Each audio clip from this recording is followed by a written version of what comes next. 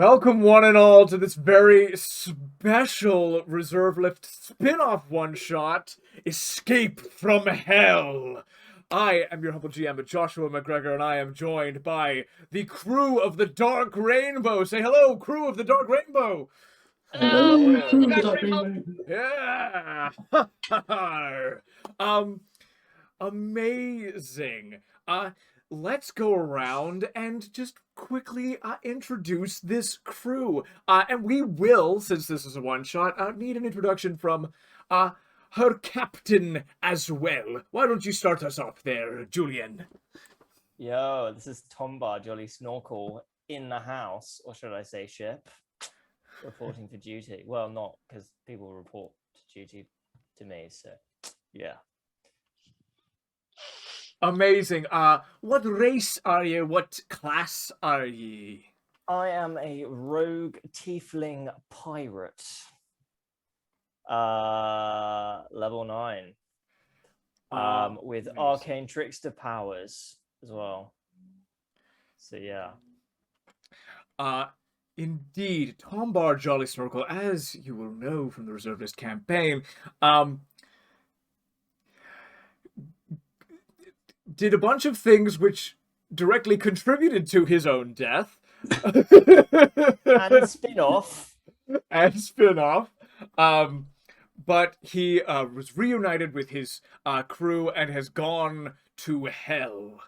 I'm not technically speaking dead. My body does exist in the real world. We will get into that in just a second, but let's introduce everybody else first. Joe, why don't you take go ahead? Hello, I'm Two-Eye Jim.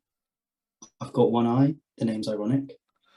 I'm a Aarakocra Bard, College of Eloquence. I'll be cutting people down whilst piping around on my bagpipes. That's basically it for me. Amazing. How about you, Miranda? I am Zirex Ballasar. Dragonborn Ranger of the Gloomstalker subclass, mercenary veteran. He's not a nice guy, and his alignment is chaotic evil. So he's basically, he likes a good fight. He's always got swords in each hand. He's got two on his back, just in case. And he is the quartermaster on the ship, so he makes sure that people follow Tombar's orders, and if they don't, he gleefully punishes them. Absolutely brilliant. And last and best, Alberta, could you please introduce your character? My character is Blowjob Genie, so named because she's really good at blowing things up. That's how she got her name around all the ports and all the seas on all of Sagalia, known to seamen around the world. Blowjob Genie. An artificer water genasi. Unlike maybe these fine folks, she did not drown when the Dark Rainbow went down. Instead, work and safety protocols were not really upheld very well. So when the ship wrecked, there were,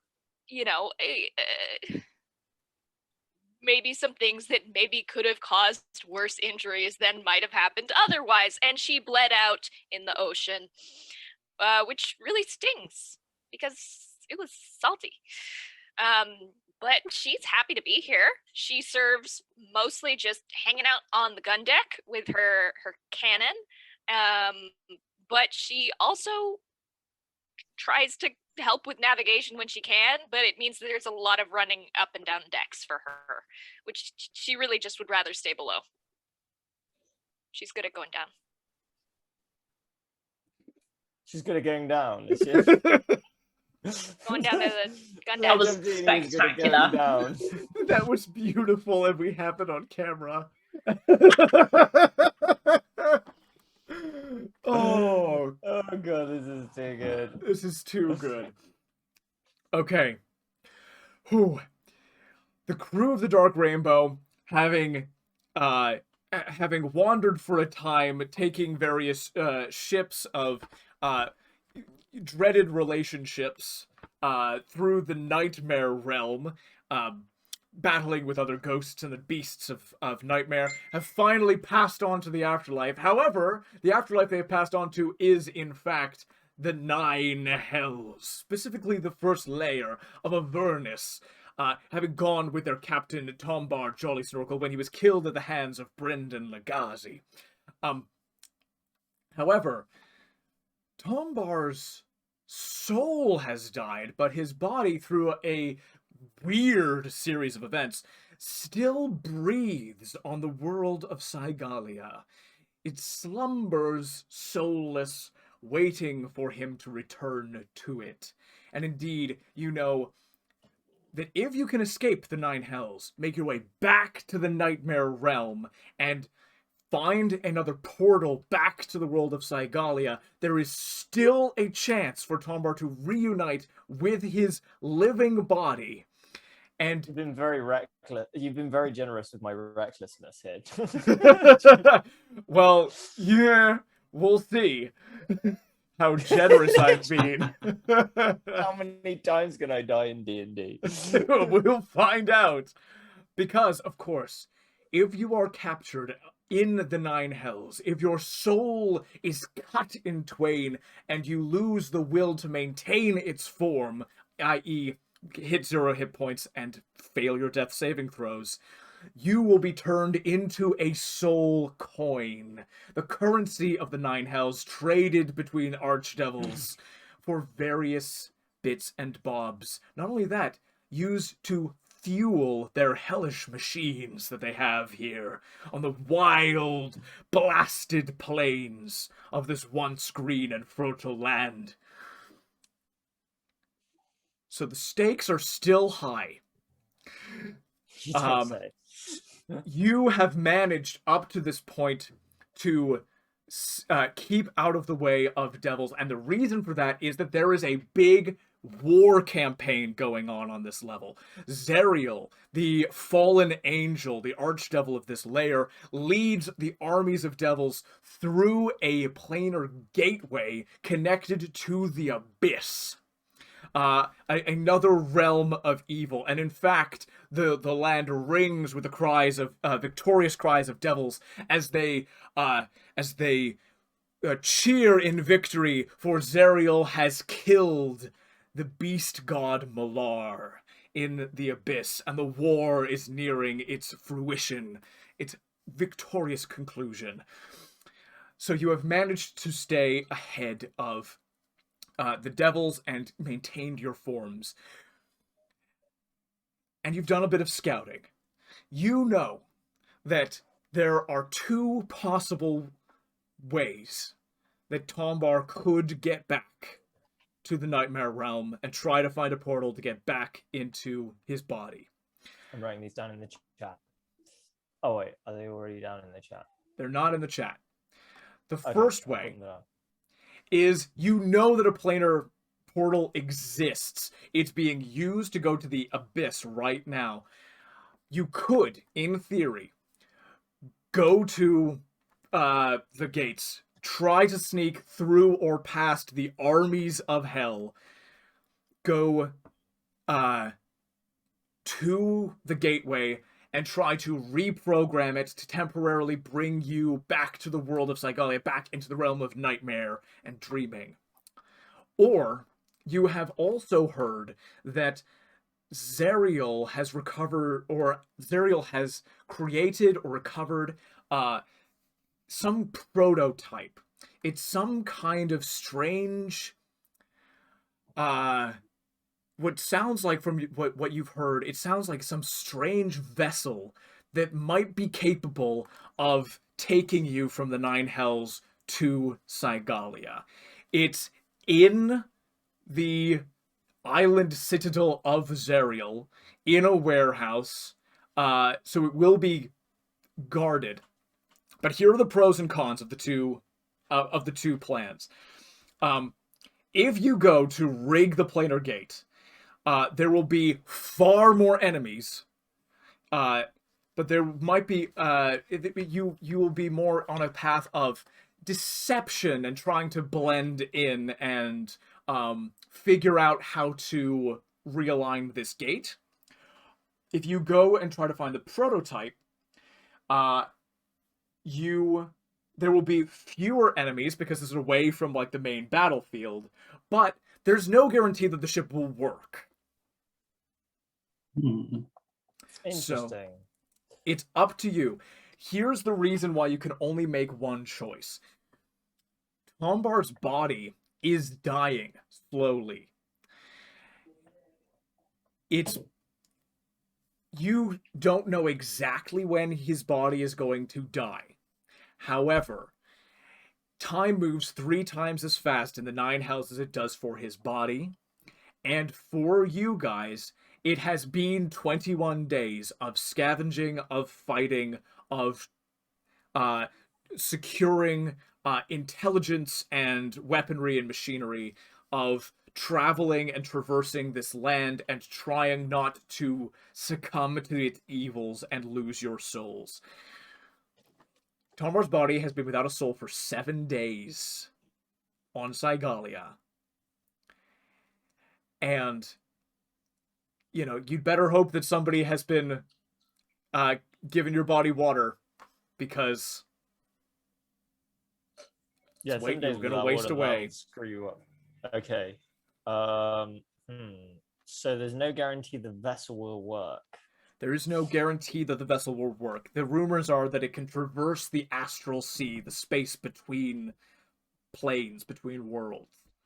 See, the cool thing is if I can get that thing to work, I can also steal it. Yeah. And it sounds a lot like a planar pirate ship. We can just sail between the different planes. Holy fuck, fucking shit that's up. cool. Oh, dude. Genie's real interested in this contraption, whatever it is.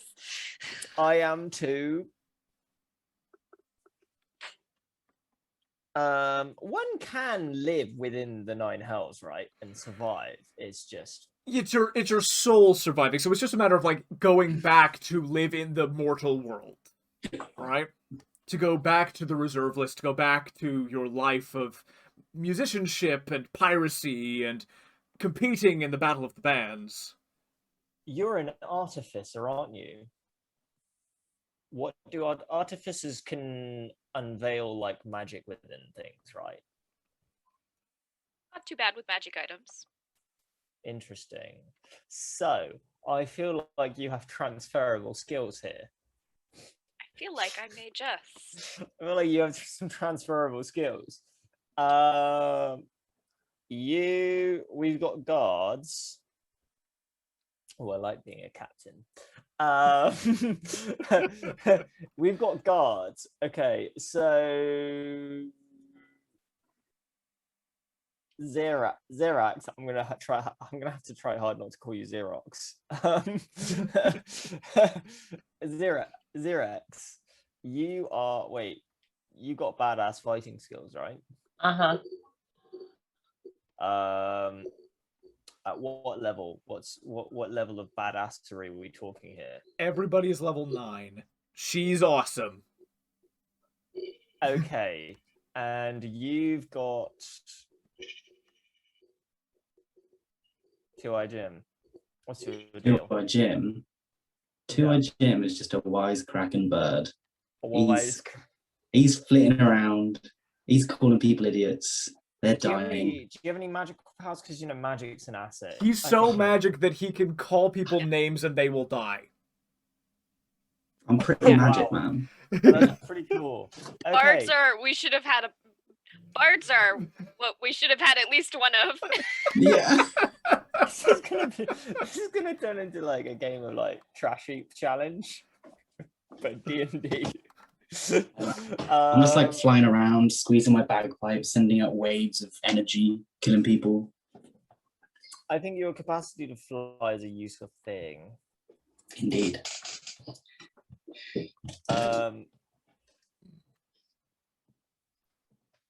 We are outnumbered if we take the gates.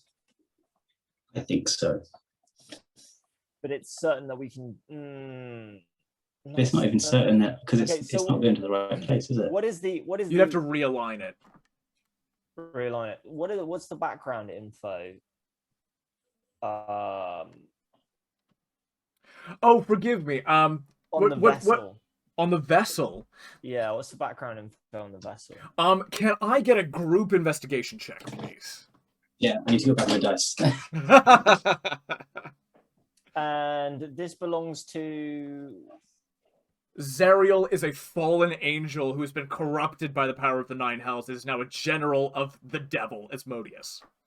Great. So Very, very powerful. We nick this from him. He's not going to be happy. They will not be happy. No.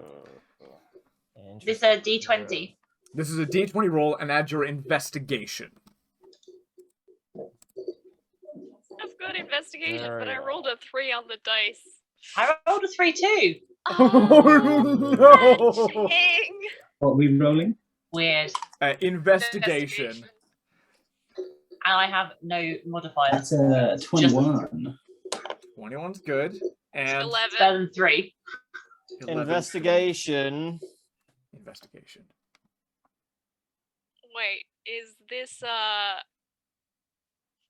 Oh, I got a 19. Okay. So Ziriel, they're and Ziriel is on their way to the gates. Well, here's the thing. Zariel is... This war has been going on for hundreds of years down here. And it's like this incremental victory. So Zariel keeps going to the hell, to the abyss rather, and fighting and dying. But if a devil dies anywhere outside of their realm, if a devil dies anywhere outside of the Nine Hells, they reconstitute in the Nine Hells. So you have an equal chance of running into Zariel no matter where you go, because if you go where the armies are, Zariel could be leading the armies, right? If you go back to the Citadel, that is where they will reconstitute if they die in the abyss. So what's the chap that Zariel just killed? Oh, that was like background information. In the abyss, there is a god of the hunt called Malar. He's a nasty piece of work. Because this is demons versus devils is the war here. It's bad guys versus bad guys. So there's this war going on over here, and Zariel has just managed to kill Malar, which is a big deal. Kill Malar. And is Malar coming back? No. Malar was killed in the abyss, which is his home domain, so he was dead. He's dead. Dead. And who were Malar's followers? A lot of really nasty demons in the abyss who would love nothing more than to eat your head right off of your body. Right, so we can't use them as protection against. No, they are all chaotic evil. They won't care that, like, a devil might see you guys and be like, you're the enemy of my enemy. A demon will just kill you. It will just eat you. Okay, cool. So demon, Yeah. no. So I am swaying towards the vessel. That's what I'm thinking. What are you thinking, Blowjob Genie? I'm thinking about asking the DM if that investigation check had anything to do with a water vehicle. I'm afraid it had nothing to do with a water vehicle. Then I don't have an answer for you other than what I said before, which is she's real interested in whatever this vessel is. She wants to get on it now. Because what are the abilities of an artificer? They deal with our magical machinery, basically, and imbuing machinery with magic and items with magic. Okay, cool. And I've got some sufficient fighting skills, and you've got some pretty good fighting skills, Miranda. So, vessel. Oh, she carries a cannon with her, by the way. Okay, cool. Vessel. Let's vessel this bad boy. Let's vessel it up.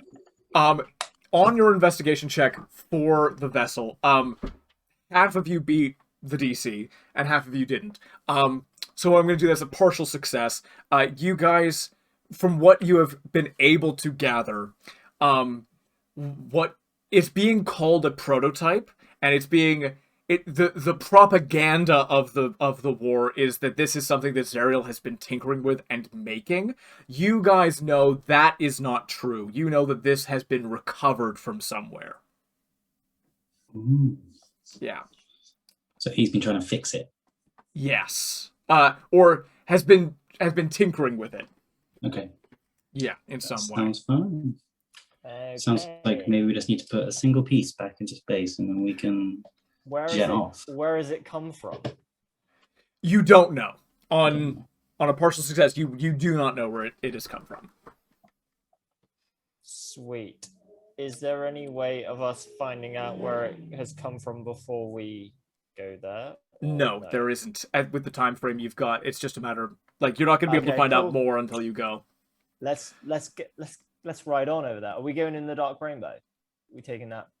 No, you have lost the Dark Rainbow. You have lost the SS Tomblid or the SS Silgar, whichever one you guys had. And you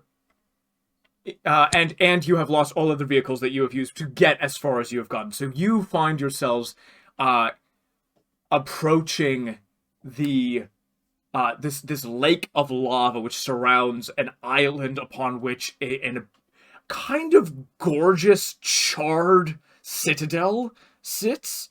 And you can kind of see that there's like this older, what once must have been like this beautiful white stone, which was like blackened and charred, and then this newer material made of iron that builds this tower that rises up in the center of this citadel. Before we go to Owlbear, you guys have a... Can I get a group survival or check from you guys? D20. D20, add your survival skill. Genie's 21, again, weirdly. 21, awesome. That's a natural 1 minus 1, so that's a net 0. I got 15. 12. 12. I get a racial bonus to my wisdom, but that still only makes it an 8, so... Okay. This D&D roller. Why can't I find the other one? I got 15, so it's cool. Not bad. That's okay. Two-Eye Jim, you're looking around, and you can get a bit of a bird's eye view, if you'd excuse the expression, approaching the citadel. And you can see that there are sort of two pathways available to you going into the citadel. There is a main sort of bridge leading to the big iron gates that leads like more directly in, and this is sort of used by lots of devils and things. You think if you were to disguise yourselves, you might have a chance of talking your way past that area. The other thing you see with a 21 is that this island is sort of like risen out of this like lava, or the lava sunk down from like its previous levels or something, and you can see that there are some caves that you might be able to go into in the island itself if you go sort of like down where the lava is, sort of below the city, and those caves might lead into the citadel somewhere and come back up. You're not entirely sure, but that way won't be guarded or anything like that. But there might be other dangers in there. It's your choice which way you guys want to go. So it's either sneak / disguise self, or go the long way in the sewers, basically. Kind of, yeah. Cool. What are you feeling, Captain? What's the first option? Sneaking your way past the people at the gates of the citadel and just go in like the main entrance. And the other way is to go a place where you won't encounter any guards or anything like that. But it's like underground. It's in the caverns. It's near lava and stuff. And it'll be sort of like a network under the citadel. You'll have to find your way up. Sewers. Okay. With that, we will head on over. Can you swoop down and like sort out the guards, and then we go There in? are too many people to sort out with violence. Okay, yeah, fuck that. Let's go. Like, even if Tombar's they were not all taking imps, chances there in are too hell. many of them and you would all be killed. Like... Okay, right. Yeah. Let's go. Let's sneak this. on the Amazing. road. We switch Um, over to Albert. While we're doing that, can I ask, is there anyone who does not have dark vision? I have dark vision because I'm a Do I have it? Yeah. Oh, sorry, Yeah, guys. you're My internet just went dragon. bleh. I'm a ranger dragonborn. Do I have it? Oh, with Gloomstalker, you might have it. Okay. Gloomstalker definitely has dark vision, yeah. Yeah. Okay, yeah. Because I was like, I'm pretty sure Dragonborn might not. So I don't think I do. then, do you want a pair of goggles of night? Yeah. Goggles of night. To you? Nice. Or goggle of night. The goggle of night, I was about to say. The monocle of night. The monocle of night. Oh Yeah. the single goggle. It's like one Yeah. of those like night vision goggles that's only a single one. It's like a really long Yeah. telescope. Like the dude in Harry Potter that's got that weird eye that just goes. Yeah, Mad Eye Moody. Mad Eye Jim. Love it. Righty. Okay, you guys go through these sort of caverns, and you can see, like, you sort of pass through, and you go. The heat is just horrible in here. You guys, you are souls, but you have sort of bodies that have manifested here, and it's still muggy. It's still rough. A huge part of the Nine Hells is inflicting pain onto souls, and so you still have the ability to feel faint and sweat and dehydrated and all this stuff. It's just a horrible experience going through these caves. But it opens out, and you can see when it opens out, down here, there are sort of like rivulets of lava, and sort of structures at some point were built down here. Maybe smuggling ring that got busted, or some other people who lived down here a long time ago. But those buildings are wrecked and ruined now. But interestingly, what you can see is like coming down from above are like the roots of trees that all look gray and ashen and dead, and they catch fire when the lava comes too near them, and they burn very, very slowly. And you come to a chasm where the lava flows and blocks your path forward. And you can see that it is a 15-foot gap, 20-foot gap between your side and the next side, and down below is just that running hot lava sending up fumes and smoke. And across the way, you see an enormous nest.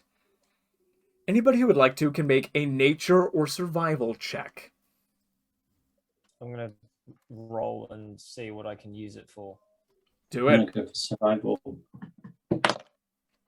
Oh, it's a nat 1. A natural 15 plus survival. I will survive. 9. It's Yeah, a nat 1, 15. but I get +5, so it's a 6. But nat 1. Got it. I've got a natural 15. What was that, Alberta? You're You're mute. muted. Oh, you're mute. 10. My bad. 10. Very cool. None of you knows what this is. In all of your 21 days in the Nine Hells, you have not come across whatever that thing is over there, but you can see, by God, Tombar, you're looking at it. It looks like a 40, 50-foot tall beehive almost. Yeah. And you can hear The sounds of insect wings inside. You don't know what it is. You don't know what could come out of it if it's disturbed. Okay, so here's a question. Can I disturb it, see what flying insect comes out, tame it, and then fly it over the... There are an awful lot of assumptions in there. You can absolutely try. No, that's silly. That's stupid. Okay. Okay, here's a cool thing. I will just say, you think of that, and the silver sword at your hip gleams in the lava light, reminding you of the last time you just tried something. Yeah. I- I don't have my silver sword anymore. Remember, I threw it. Oh, you threw it. You don't have it. No, I gave it to Isabin. You I gave threw it it to to Isabin. You gave it. No, Gwen. I threw You it to tried. Gwen, yeah. You tried throwing it, and then you couldn't, and then one of us, I guess, I just got threw yelled it at out. by Gwen and threw it down, and she picked it up. Yeah. Can I try flying a bit nearer to it and seeing if I can see what's going on? Absolutely, you can do that. How are you approaching it? Are you approaching it from below, from above? Is it like attached to a ceiling? You can see that it is that there are. It almost seems like it wants to be floating, and then there are these sort of like gooey ropes that seem to like come out of it and attach it to like the walls and the floor at the side of this Nice. cavern. Can I like try and fly in, like fly up and then fly towards it above it? Just Yeah, absolutely. Can I get a stealth check? yeah, From you, could be so kind. that's a 13. 13. All right, I'm gonna roll a little perception check. Gonna roll a little perception check over here. What do we got? Okay. This is not bad. I'm not kidding, that is a 12. Yeah, you fly a little closer to it. And you can see each of these holes that sort of leads into this nest would be large enough for you to easily fit in. And like the closer you get, like, and you see something move inside, you see the shadow of some insectoid being inside, and you see that the things in there are at least as big as you. Okay. And how wide is it across? Is it this? So it's like 20 across. Yeah, it's taller than it is wide. It's like 20 feet across and 40 feet high. Okay. Yeah. I'm just thinking if we could we're gonna have to fight these guys, right? That's what's Well, gonna happen. you fly over and you see that you're standing on these broken steps that lead up. You're looking for a way up into the citadel. I think you just found it. Okay. Now, how do we get over there? But how do they get across? This is a question. Sorry, no. I was gonna ask how strong Two-Eyed Jim is. Yeah. I mean, I'm only 5 foot tall. Ah. And 90 pounds. So not very. Okay. I mean, I have some things that could do stuff. What are we thinking? There's a big chasm between us and... Should I throw people over the chasm?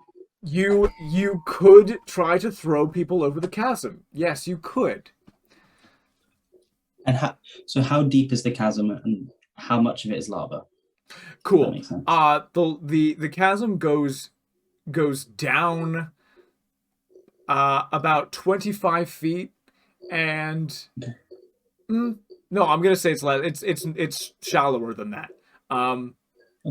It's shallower than that. No, because it's running through. Let's say it's 10 feet deep, and it's lava down there. It's lava. It's a flowing river of lava. Okay. Yeah. How far across did you say it was? 20 feet. 20 feet. Okay. Right. Does anyone have some rope? I think I do. I think altogether 100 feet of rope. Some of it's hempen and some of it's silk. What do you use the silk ones for, Blowjob Genie? That's for me to know, and potentially many other people, maybe. I have a mage hand. What could I use that for? Unfortunately, I'm Mage Hand is think- not strong enough to do anything in this situation.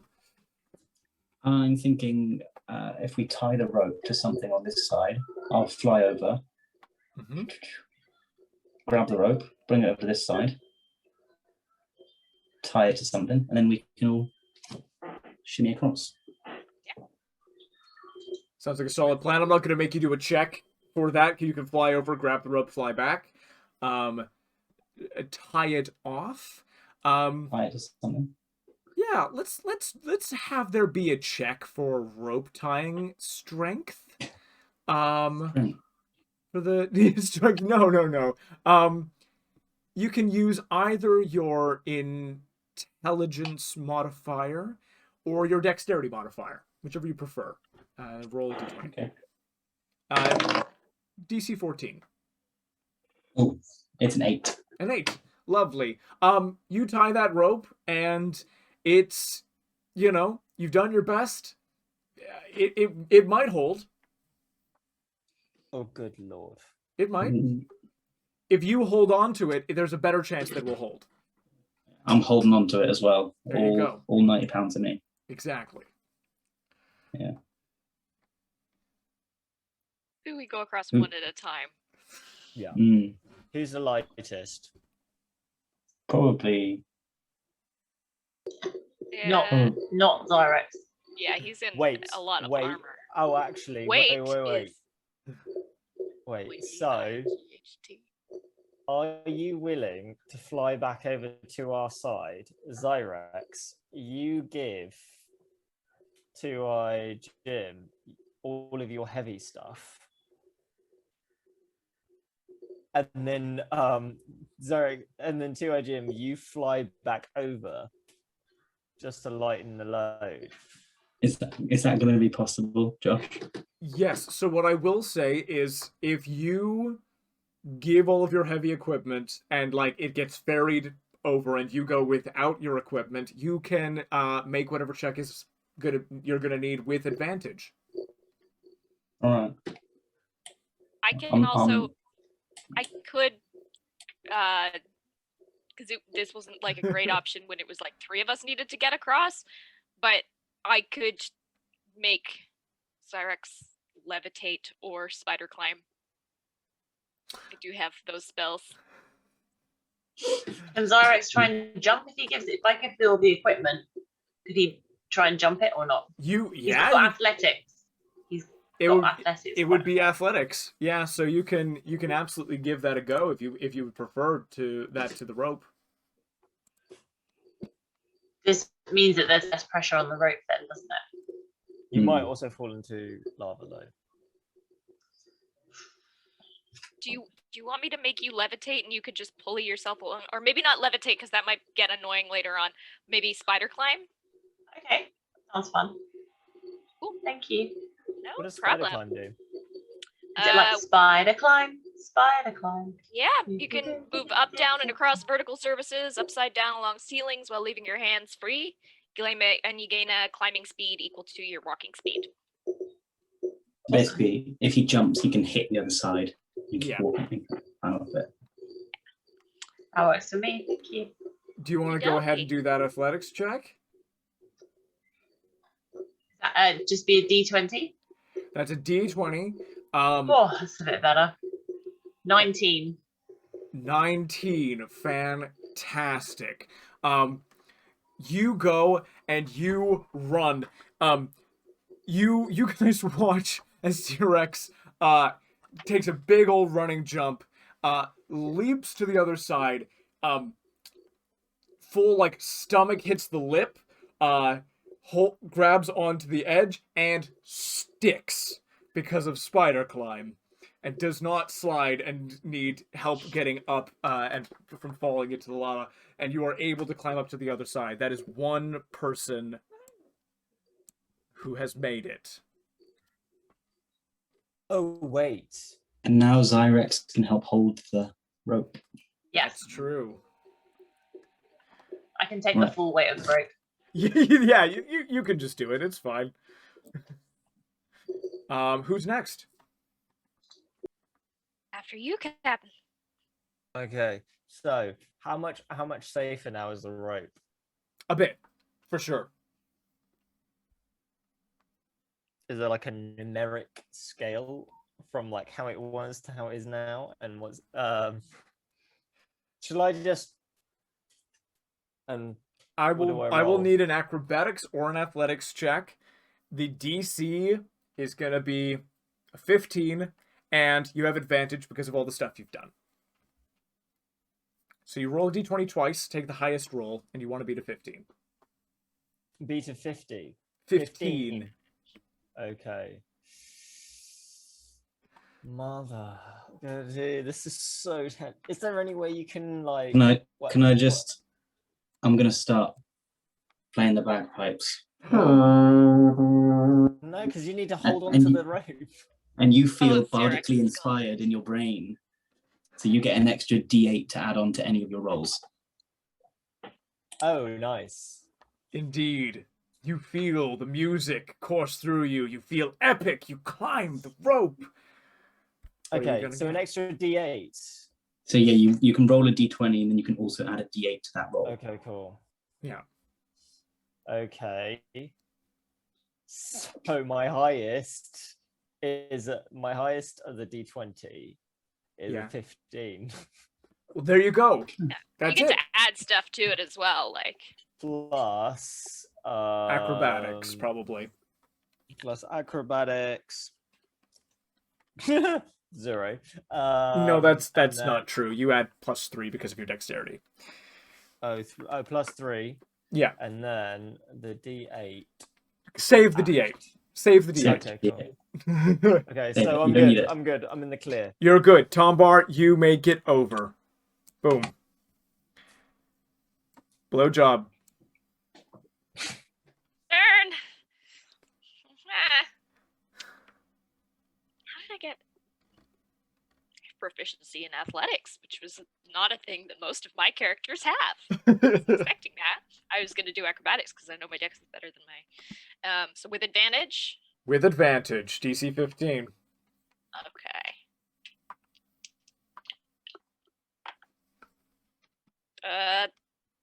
That's just barely gonna make it. 17. Incredible. You go over the rope, and you are all on the other side. The one thing I'm going to need, as you have all managed to come... Actually, screw that. Oh, Here we go.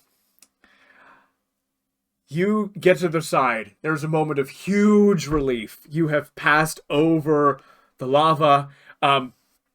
Genie, this is just hell for you in every sense. Water genasi over lava, just the heat blasting at your body. But you make it to the other side. You she guys, starts like she's like stripping down. She's like she doesn't like wearing like much clothing for at the best of times, and like right now she's like no, she's just like in her like the least amount of armor she can get away with having on to like have armor on. yeah, 100%. To actually like have it count for your armor class. Yeah, in fact, she's willing. I'm willing to have my AC go down. She does not like this feeling. Lower your AC by 1. Okay.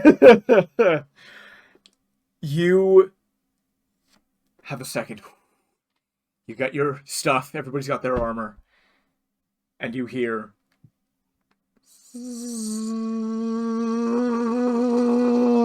as you realize, Two-Eye Jim, that you just played the bagpipes near this nest. I was hoping that you would not realize that, Josh. Or that maybe like the hum of the bagpipes was like the hum of their buzzing, and they were like, memories of my mom. Memories of my hell wasp mom. The As weird thing is, you didn't even need to. Yeah, I didn't even need to. Okay, fine. Let's do it. Okay, fine. and you see emerging from this nest, coming out are these enormous, like 6-foot long wasps, purple bodied, stinger tailed, these wings on their back, and these arms with like clawed pincers on them. They look at you all with like blood red eyes. Cool. We are going to roll initiative. Can I get everybody's rolls if you'd be so kind? I do also have a shield, force field. You do. If they attack you, that'll be useful. What's the initiative? How many? 4 did you say? You roll a d20 and your dexterity modifier. So +3. A 19 for me, Josh. 19. Fantastic. 17. Go for my modifier, 10. Dexterity +4. Oh, 20. Oh, amazing. Okay. Get some light going on in my. I have hang a on. quick question, Josh. I have a Yes. question too, sorry. I have a spell called Leomund's Tiny Hut. Yes. Could I cast Tiny Hut over us? I'm not sure. Or have they already seen us?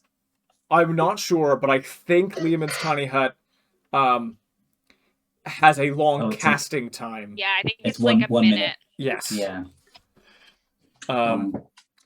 Okay. Spell though. The Hell Wasps rolled a natural 3 on their initiative, which means they're going to go at initiative count 5. You are all going to get to go before them. You look at these things, and you can tell that the 4 that have come out, there are many, many, many more in this nest. And these things look nasty. They look unhappy and very, very capable of killing you. Tombar, with your 20, what are you going to do? With my 20, Yeah. leg it. Sorry. Wait. Okay, I'm assuming that's the game plan. We just leg it, right? Yeah. Because it's like, yeah, I'm gonna leg it, but I want my crew as well to be safe. Like, what can I do for my crew? So you have this fun thing. You can dash as a bonus action. What I will allow you to do is give a help action as a main action to somebody if you would like, and that will give them a boost to their speed for the turn.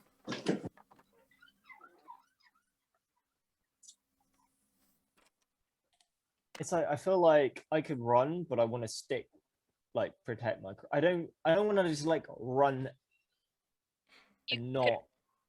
You could hold your action. What does hold my action mean? It just means you'll go after the others.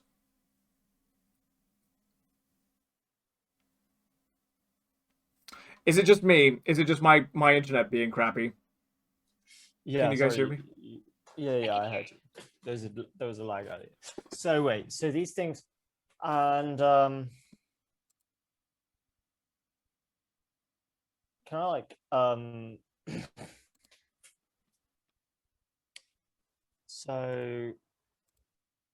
so hold my yeah, okay, I'll hold my, because if I hold my action, there's still a chance of me getting away. Yeah, absolutely. You can still move before the wasps do.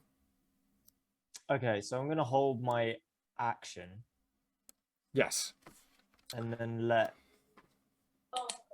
You can communicate with everybody, by the way. Like you guys can you can say stuff to each other in this moment. Yeah. Booking it? Booking it. Booking it, yeah. Booking it. Booking Everybody it, run.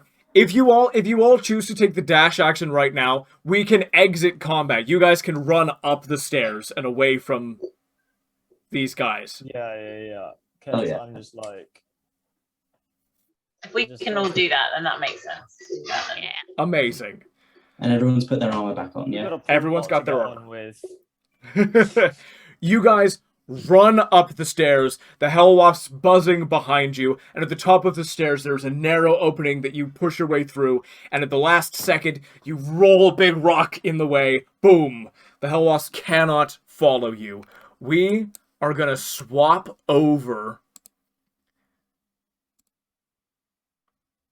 to the next map. You guys Got our map. have gone up, and you see before you, as you emerge around here,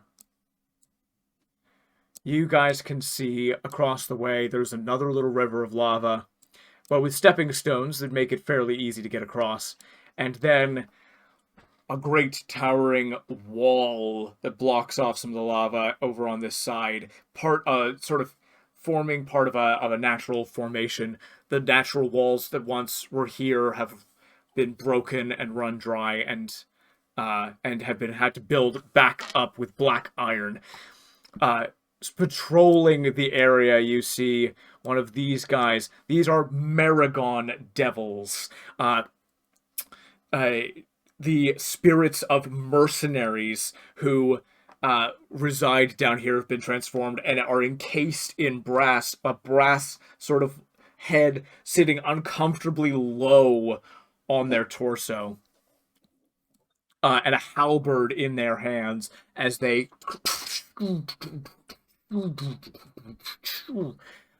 march around this area.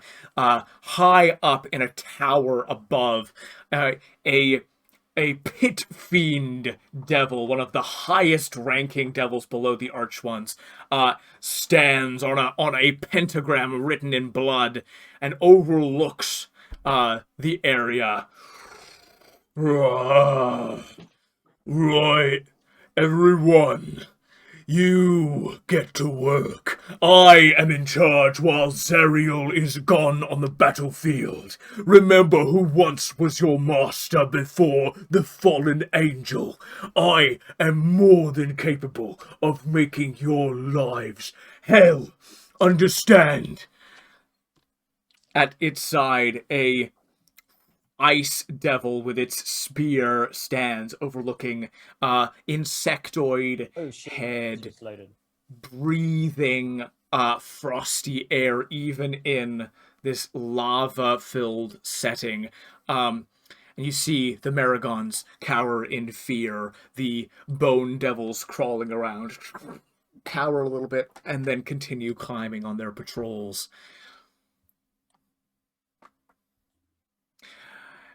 And all the way on the other side, beyond the tower where the pit fiend sits, you think you see a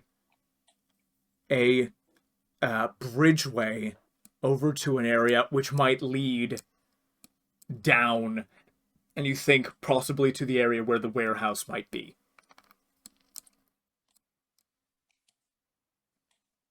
So, you guys are over here. What you gonna do? What you gonna do when I come for you? So where's the warehouse? Oh, past that pentagram bloody thing. The warehouse, you think, is down these stairs here. Wait. Oh, here. Oh, here. Okay. Yeah, up there. But there are another set of stairs that go down behind this devil here that are much closer, but this pit fiend is there. Which path you choose to take is completely up to you. You can go to the right, go try to get past this pit fiend who's very powerful indeed, and go down the stairs behind him, or you can try to go the long way around people who are less powerful, but the way is longer, and this devil can still sort of like oversee the area and try to get to the stairway above him. If that makes sense. Right. Is that devil, is Bell on a platform overlooking? Yes, so you would go up to like the base of the tower, have to go up the tower somehow, and then go down the stairs. Sneak behind him. Yeah. Yeah, you see he walks forward. I want to see this place thoroughly protected. Our enemies, the demons, have been sending fewer and fewer patrols since Malar died, but there are still some out there. And this citadel will not fall. It's of special importance not only to Zariel, but to Asmodeus himself, a testament to his victories. Let none slip past. Do I know what Malar looks like? Malar is a bestial entity, sort of the head of a baboon with the fangs of a saber-toothed tiger, long extended claws, a monkey-like body. Just horrifying. Just really bad.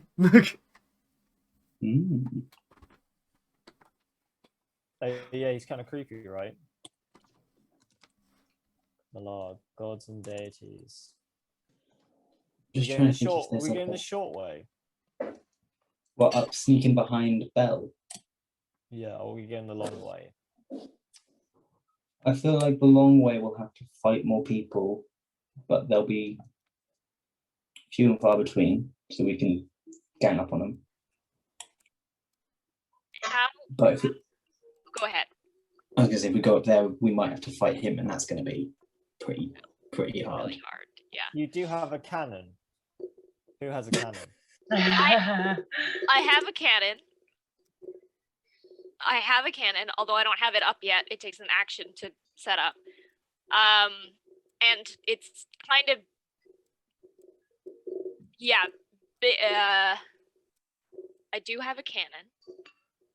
I've got a couple of things to use. Because I'm thinking we like fire at Bell. No, that'll just alert all the other chaps. Can I, we've been down, like, Tombar's only been down here for 21 days, but we've been down here for years now. You haven't been in hell for years. You've been in the nightmare realm for years. Darn. Well, still, would any of us know anything about how powerful this guy is? Yes, from your time here, you guys have done a lot of reconnaissance and a lot of information gathering. Bell, once,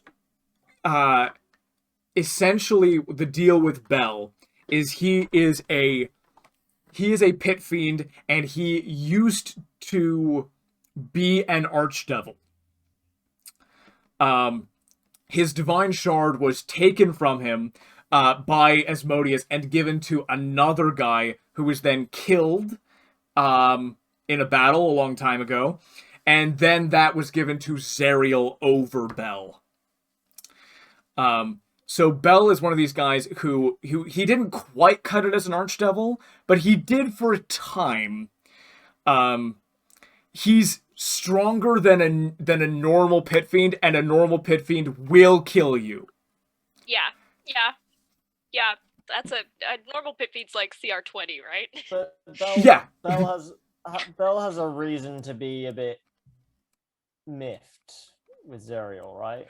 Bell hates Zariel. The politics down here are intense, and you guys know for sure that, and whether this is exploitable or not is up to you, that Zariel took Bell's position. Bell thought that when the other guy died, he was going to be able to get his position back, and he didn't. It was given to Zariel, one of the enemy, basically. Bell and a lot of these guys still think of Zariel as an angel rather than one of them. Bell would do anything almost to undermine Zariel's position with the intent of humiliating them and eventually taking their position from them. Yeah, for sure. Right.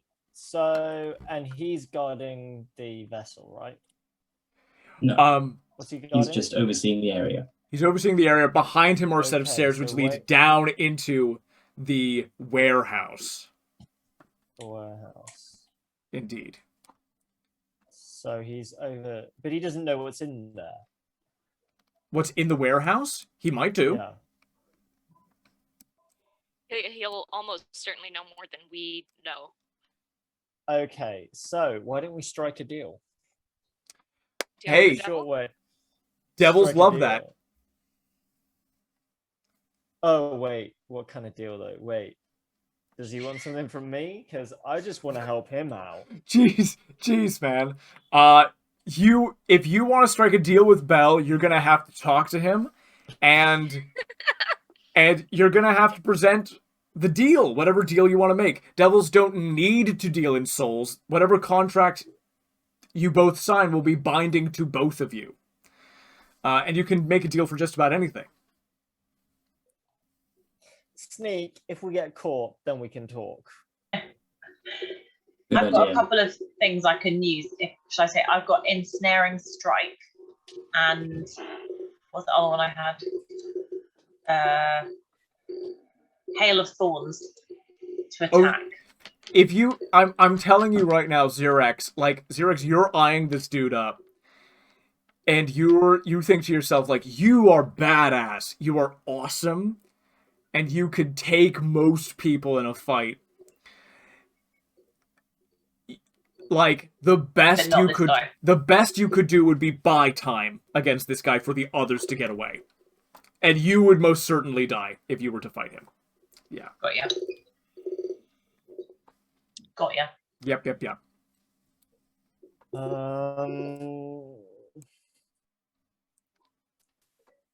Can I cast Dissonant Whispers on this guy in front of us here? Which guy specifically? This Maragon who's patrolling here. The one that we can see. He's within range. Yeah, 100%. Go for it. Yeah. He's just he's on patrol. He's just doing his Because thing. we got to take these guys out to get past them. We can't talk our way past them, can we? They are also moving, so if you want to try to like find a like stealth game style of like a weakness in their patrols, you could totally do that too. Okay, you guys face this situation. You have 4 choices ahead of you. You could take the long route. You can take the short route and sneak past Bell. You could take the short route and talk to him. Or you could take the short route and try to befuddle him and go past him and fight. So, what do you do? Short route sneak. Short route sneak, is that what you think? Short route sneak, worst comes to work, have a chit chat with him. Okay. You guys see these these Maragons on their patrols, and you see a chance to slip by. Everybody give me a stealth check with advantage. It's your first stealth check.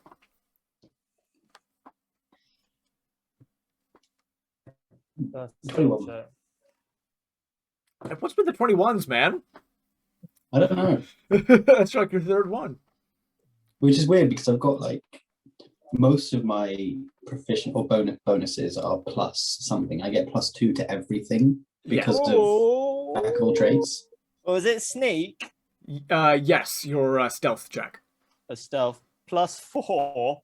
Oh, no. What is 17 +4? 21. 21. 21. I Amazing. got 12. 2 21s, a 12. And another 12.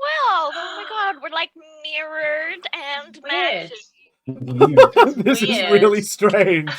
I think with the 2 21s, Tombar and Jim managed to make up for the little more flat-footed Zirex and Blowjob as you guys Really hot in here. really hot. You guys skip over Like- this lava. You can feel the heat just melting the soles of your shoes as you go over there. Those things are gonna need repairing. And you make it all the way to the base of this tower without incident. And you can see this tower goes up. It only goes up 30 feet. And there's enough room for like you to go around the back of it if you wanted to. So you can get 15 feet up, and then there's a ledge right around here. So this is 15 feet up, and this is 30 feet up. You have not been seen. Zirex still has a spider climb on him because it's Oh, an hour Zirex. concentration. Amazing. Ooh. Shall I spider climb? Spider climb. Up the side of the wall of the tower. Makes it Ballasar. super easy. Yeah, you could try to do an athletics to help pull somebody up if you like. Oh, I can fly up. Indeed, Jim is fine.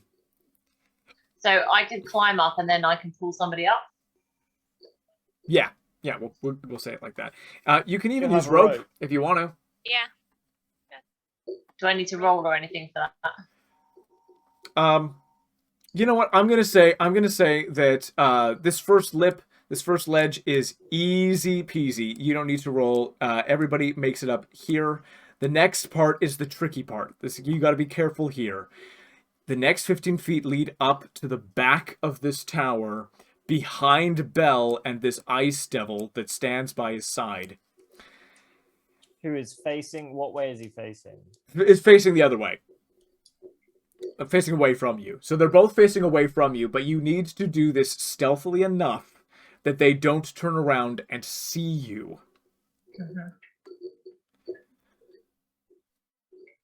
So, Okay. how are you going about this? We do have leverage if worst comes to worst.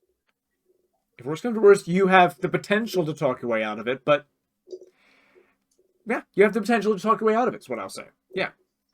Do you guys want me to make a distraction? Oh, I was about to say that could be good. But also, I can cast deafness on them. Maybe? Sounds good. Oh, deafness, did you say? They Deafness. notice, So I can make them deaf. they Right, notice 'cause if that- something's up. Maybe. You can Blind do or a deaf- distraction. oh. Can you cast blindness as well? One or the other. Yeah, it's one or the other, blindness or deafness. And you have to do. I would have to cast it twice. So it would be a bit of a reach. I think But casting what kind of blindness. distraction are you thinking, Blowjob? I can cast catapult. It's a first level spell. It's got a 60-foot range. I can find like a piece of loose rock, or there's skulls everywhere on the map. So Absolutely. So originate like, and then I can throw it 90 feet, so I can have something land further away, Yep. distracting, and it's not going to be coming from where we are. I also have mage hand. Not sure. Didn't think further than that, but I have mage hand. What could I do anything useful with it? I don't think in this case that will add another 30 feet or anything. Oh, I I've think got charm person. Mm. Yeah. Charm person, when they become uncharmed, They get angry. they know that they've been charmed. Yeah, they Right. get pissed. I will. In the worst case scenario, like that will real buy you a life. minute. Could we do a combination? Could we do the distraction followed immediately by the blindness, or the other way around? So blindness and then a distraction, so they can't tell, so they try and move towards it or something. Yeah, you can always see how it goes as well. Wait, Yeah. hang on. Wait, if they know something's up, they can always follow us down there. That's why I'm thinking of kind of making it seem like something's happening in a totally different place. Yeah, Yeah, definitely. Like maybe I think that sounds good. maybe even at the entrance. No, I don't know about that because that would make them look towards us. yeah, kind of will be in You their could- peripheral, but You could send it over to the bottom of the wall-ish area yeah, beneath that ice devil. I can have Like- something. Yeah. I could even have something hit the ice devil. Ooh. Is that Like good? it does From does which damage. direction? Pardon? Oh, from which direction? Yeah, a little bit of damage. It from Ooh, I can. Go ahead.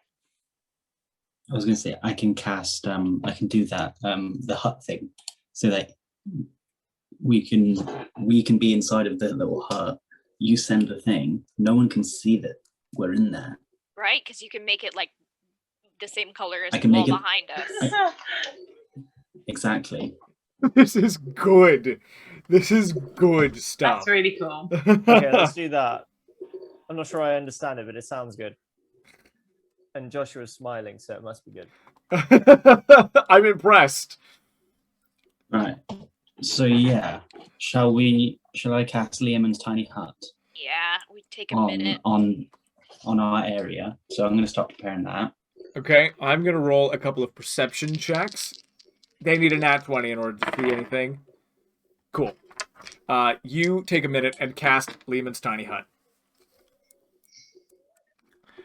And there is a hut which perfectly blends into this nightmarish hellscape. Blowjob, you go and grab a skull, and you see littered on the ground elven bones and skulls. Down here. And it crosses your mind that it's weird that they're all elven. Yeah, it's weird, isn't it, Josh? Isn't it weird that they're all elven What possible reason could there be for that, you wonder? on this island on the top layer of hell? Oh, we're in Sagalia, aren't we? No, they. We're This used to be a city of elves, which was conquered by the hells. on another planet that some people who This I is a am yeah. come from. Not this character. These are like my other characters, like aunts and uncles. And these Gwen's relatives then. Not no, Gwen. these are another character. All right. This was, yeah, I knew, Josh, I knew it, but I was just hoping we could slide by without you driving the stake in, because I don't even have to pick up a skull near me. I can cast a spell at a skull 60 feet away and not see that it's elf. But oh, looking around while I evaluate these. Hey. Genie just thinks it's weird. Genie just thinks it's weird. Yeah. Yeah.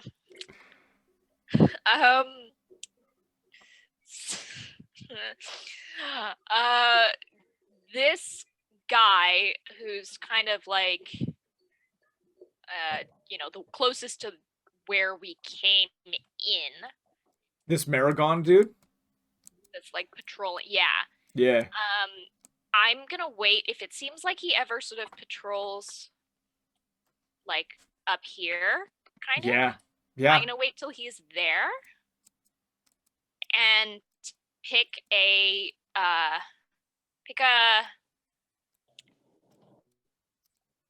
like as soon as he's within sort of 90 feet of the ice devil, and I'm gonna pick a skull from just behind him, and I'm gonna chuck it at the ice devil. Incredible. Do you need to roll an attack for that spell? No. Make a deck save for me, please. I am more than happy to roll a deck save for an Ice Devil. Let's use my icy die. And Ice Devil dexterity saving throw gets +7 to this. Is this a magical effect? I was gonna ask you because it's basically on a failed save, the object strikes the target and stops moving. When the object strikes something, the object and what it strikes each take 3d8 bludgeoning damage. So I think I'm going to don't count this as not magical because you're using the magic to catapult an object. yeah, that's what I kind of feel like. Okay. Dex saving throw is a 22. Yeah, it wasn't to do damage. it's That's gonna save. So that Ice Devil, who's sort of patrolling around, doesn't even, like, look at the skull incoming. Just, stops and, like, bends its body unnaturally backwards, and the skull just smashes into the, stairway, to its left. It looks over at this Maragon, and is going to do an insight check. And could you roll deception with advantage, Genie?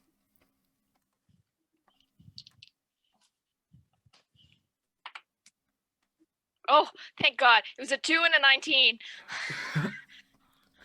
Okay. It's like, I saw that too, which is gonna make it, I think, 21 maybe? Let's actually check what my deception is. No, I have 0 charisma, so 19. 19. Okay. The devil, the Ice Devil leans back, smashes skull, takes its spear. This Maragon looks terrified as the devil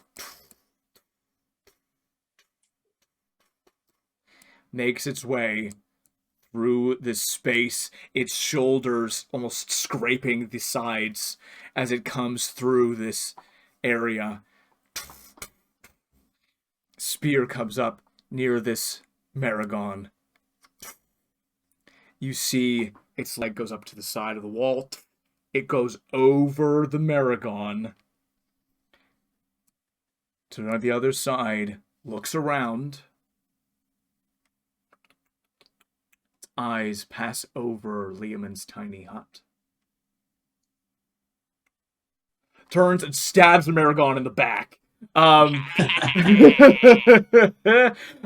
Maragon instantly killed. Bell goes, "Hey, now, what's all this about? We can't have Maragons being killed for their actions. No, they get demoted." And you see Bell takes out wings, extend, flies down from the tower near where this Ice Devil is, gathers up this sort of like ash that made up this Maragon and like molds it into a lemur, this disgusting fleshy blob creature that's just so pathetic and disgusting. It's like, did you think death was gonna save you? No, demotion is the most horrible thing for a devil.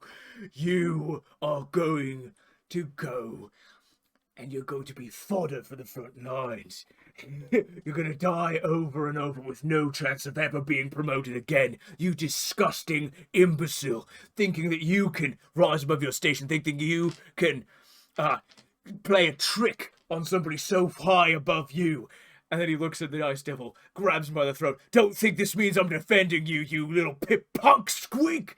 A pit punk Pip squeak? punk squeak. Squeak, damn you! Makes a little shittering sound. That's not a squeak! You see this this Ice Devil goes over to watch the proceedings. You guys may climb and have advantage on your stealth check. I'm going to tell you now that Bell's passive perception is a 14. The Ice Devil's passive perception is also a 14. Everybody must get higher than a 14 in order for this to succeed. Please roll with advantage. What's our advantage? Oh, Roll twice, take the higher Yes. roll.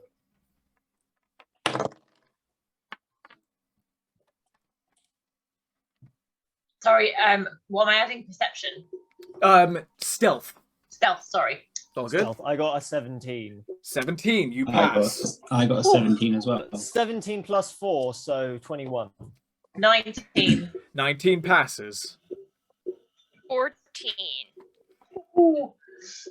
14 exactly passes. You climb. The other three of you get over the edge and go quietly down the stairs, and you see Genie pulling up the rear, goes over and just lands a little heavy on the flagstones. There is a little pause. You look at the back of an ice devil's head, its spear in its hand. Everything is very still.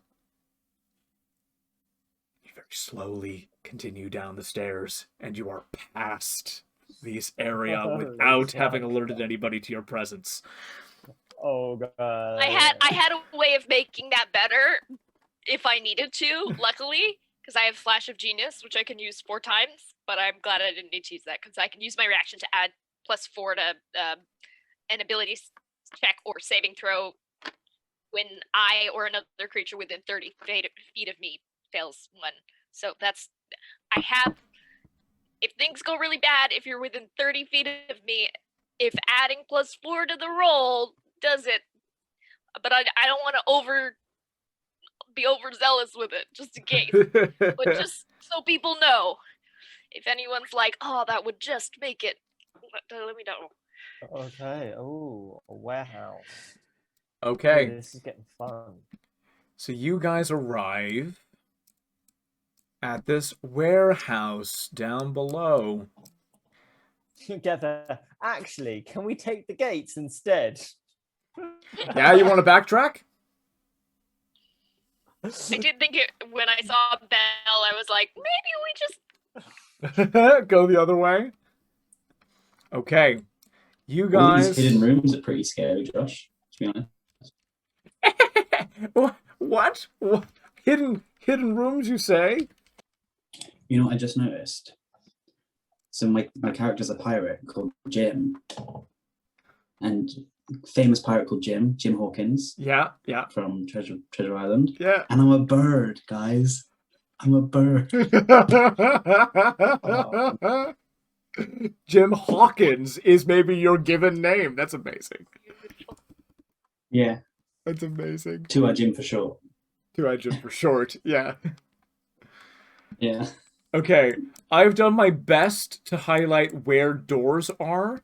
There are some I couldn't quite manage to get in there. So here are where the doors are. There is a door here. There is a door up here. There's one here. There's one here, here, here, and here. Ooh. Where was that last one? Okay. Do.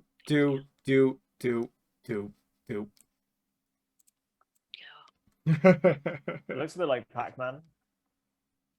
Yeah, big evil Pac-Man, ready to eat you. Okay, so you guys stand in the doorway or the entranceway of this area. You can see the buildings all around you. So there's this big open area in the middle. There are doorways here, here, here, here, here, and here.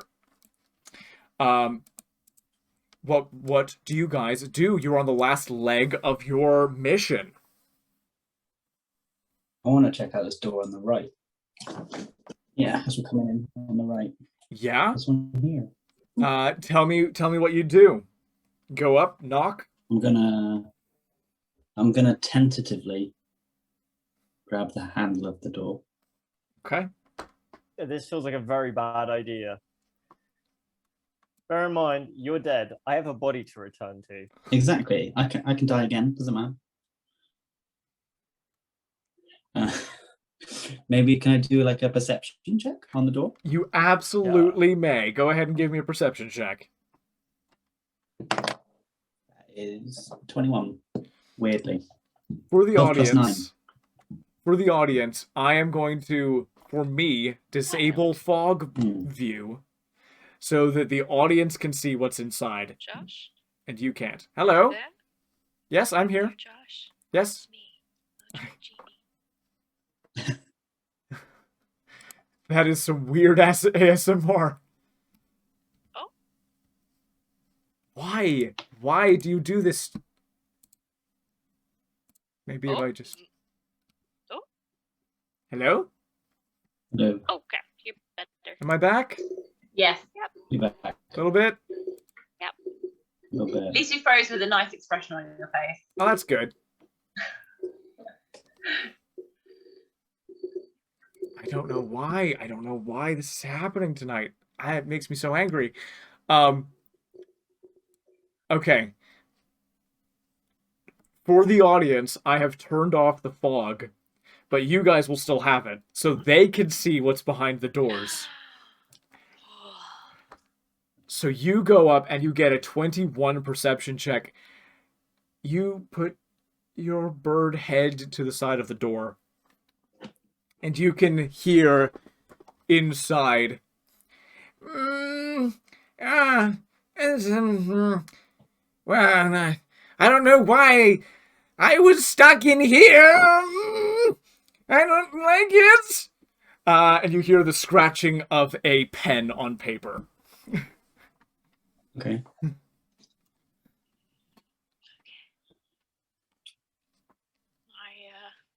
Go investigate another one of the doors. Go do a perception check. Yeah, which one you gonna go to? I'm gonna go to this one? No, this one. That one there. Go ahead, perception check.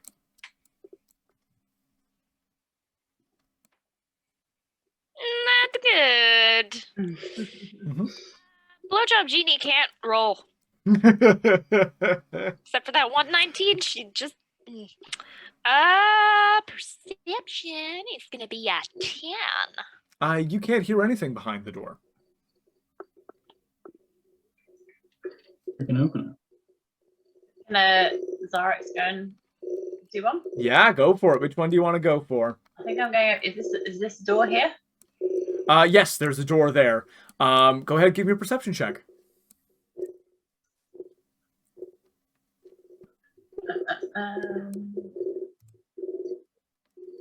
That is 15. 15. You listen on the other side, and you hear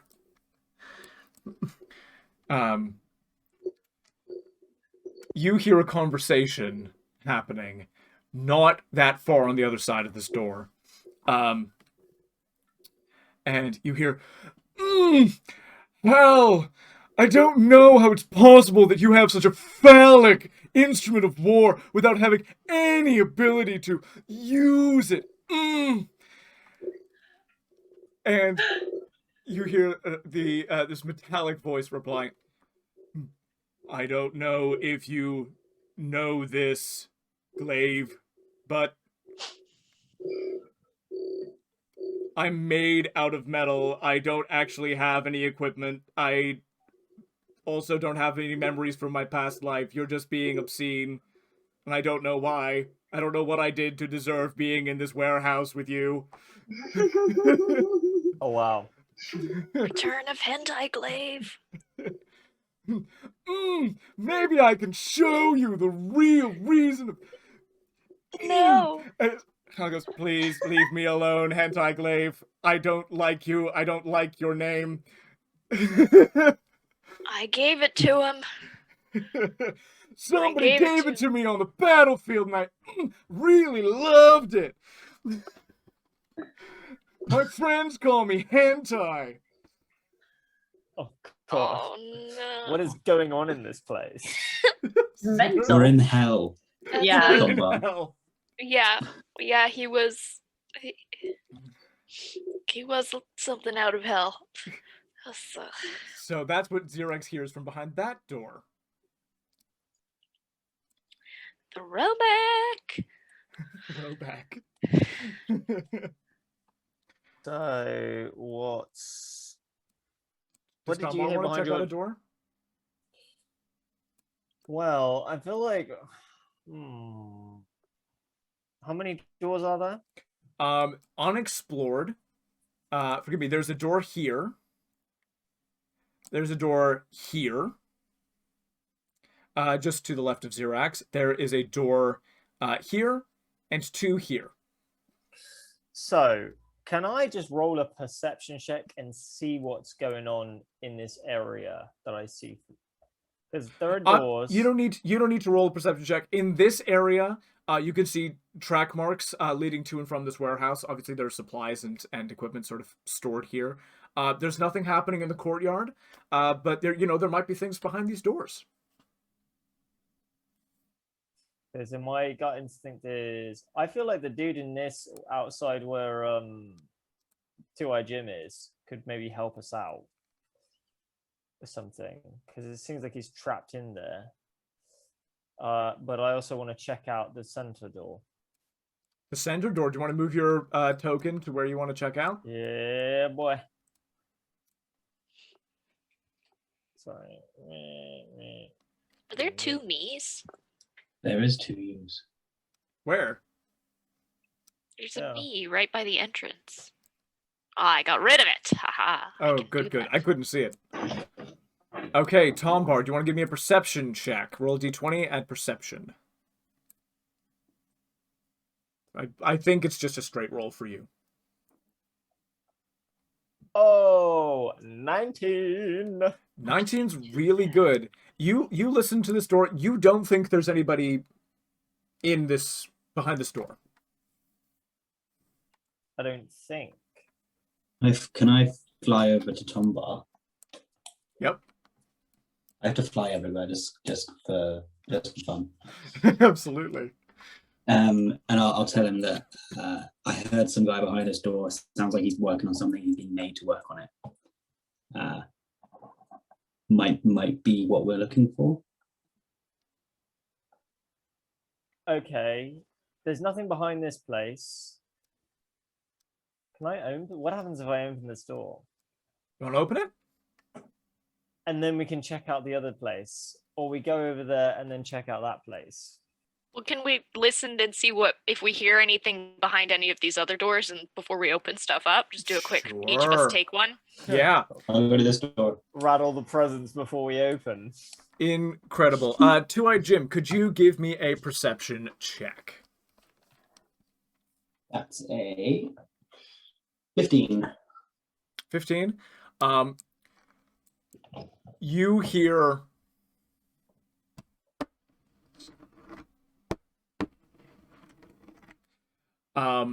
behind Doesn't there sound good. and a little what even are you in here? What even is your deal, huh? I don't. What do you think? What are you thinking in there? You even alive? What? You better than me. I wish I could just. and then you just hear those horrible screeching sound of nails being dragged on something. Sweet, let's open that one. Ah, that's some click click drag, motherfuckers. And you hear that like horrible No, screech, thank and just you. like, Not even a Yeah, scratch. That does not sound fun. I'm gonna And then- check out this door. great. Give me a perception What check. did he freeze again? Yeah. Oh, he was still talking. Want to give me that perception check, Blowjob? I Go think for you it. might have been talking a little bit there that none of us heard. Ah. Uh, I just asked for a perception check. That's it. okay. Perception check for a blowjob. It's gonna be apparently. What would be like a religion? Can you ask blowjob for a religion check? I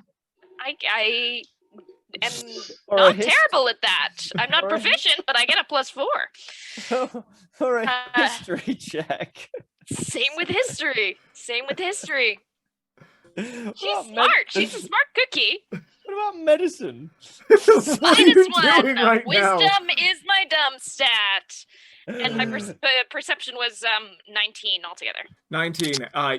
You're pretty sure there is nobody behind this door. Okay, cool. 19. 19.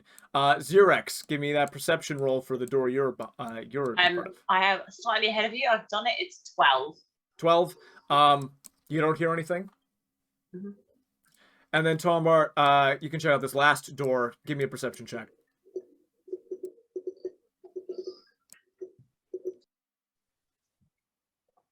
I got a 9. Fantastic. You don't hear anything. You're not going to hear anything with a 9. Okay. Shall we open the doors in which we don't hear anything first? Because what were the rolls for the doors in which we don't hear anything? Exactly. I got a You 21 know for here.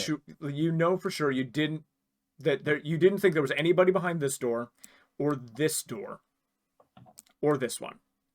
Okay, so we could open this side, couldn't we? Yeah. Yeah. Pop open this door here. Amazing. You pop I'm that gonna- one open, and you see inside A boxes. room full of boxes. Room full of boxes. Empty room full of boxes. Okay. Investigate the empty room full of boxes for if there's any cool stuff. Yes. Is there any cool stuff in here? There's not immediately cool stuff. You see like a bunch of charred, like bent out of shape weapons of a sort of a common, like the black steel of this sort of area. They look about like maybe serviceable, but around the same level as the weapons you've currently got. So you kind of have your pick of short swords, trident spears, long swords, that kind of deal in this room. Okay, can I open up this main door in the center? 100%. Because wait, is that? Oh wait, okay, cool. There you go. Ooh, wine. Alcohol. Alcohol. You have found alcohol Pew. and Okay. cigars in the next room. Tombar's very happy about his cigars. Yeah, you guys see that this is pretty good stuff down here. That's some good shit. Yeah, some pretty good shit. I'm stuffing cigars into my pack. I think about 100%. also having. I've already lit one. Okay. So there's What's- probably tons of cool stuff in these rooms that we could really. What's this here?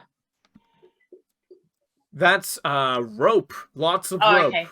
Yeah. Thank you. No worries. And Okay. in there, I'm just gonna say that you could see your way in there, because I don't see a way in there on the map. It's just more storage. Okay. Did we get good vibes from this room here? You did. Okay, let's open. Some Ooh, beds. hammocks. Beds. Yeah, some sort of some mattresses on the floor, a little table with some stools around it. Okay, what about this? What Yeah, did we get good this one, vibes yeah. from this one? Was that good or bad? Which one you looking at? The one that I'm in front of, I think. Yeah. When you're in front of? You didn't hear anything. Oh, let's open it. Let's go in. Boom. Bam. More of the Okay. same. More of the same. Oh, sorry, I Interesting. moved you around against your will. Okay. Interesting. Shall we do a sweep of these rooms and then check out this place that didn't seem too bad? This one? No, not that one. God, don't go in there. That's creepy. That was creepy. Yeah. This one? Yeah, that one. Here. This Yeah. one here. The stairs. Let's kick it open. Boom. Ooh. More of the same. But you do see this will be especially interesting to Blowjob, because Hell yeah. there are just nuts, bolts, old parts, torn off pieces of machinery, tools that look like power tools that look like they have been broken from trying to be used on something. Like, you look around, give me an investigation check with advantage in here. Sick. I think I know what Zuriel's trying to do. What's that? Ziriel's trying to create like an interplane machine that'll allow them to travel between places with great ease and then dominate and colonize them. Well, they already have that. They already have their planar gateway, which they're using to invade the abyss. This seems like something, though, for sure. 23. 23. You look around in here. By golly, by G. The predominantly you see like broken pieces of and like broken tools, broken things. You're looking at these things and you're like, somebody was trying to cut something with steel, with this black iron, diamond-edged saw, and those things got filed down to nothing. You see drills and things that just broke, just shattered. You see like all these pieces and all these bits and bobs in here. You could build all kinds of stuff out of the parts in this room. We don't have a bag of holding, do we? No, your souls do not have a bag of holding in the Nine Hells. I just start stuffing stuff into. I have like belts on me that have like all kind of pouches and pockets and stuff on them. So I just stuff in them. I've got really loose trousers on, and so like, and there are pockets in them, not some crappy no pockets kind of thing. They're like good sized pockets, like men's pockets, which is you can actually fit things in. Just stuffing stuff in. I heard it. Okay.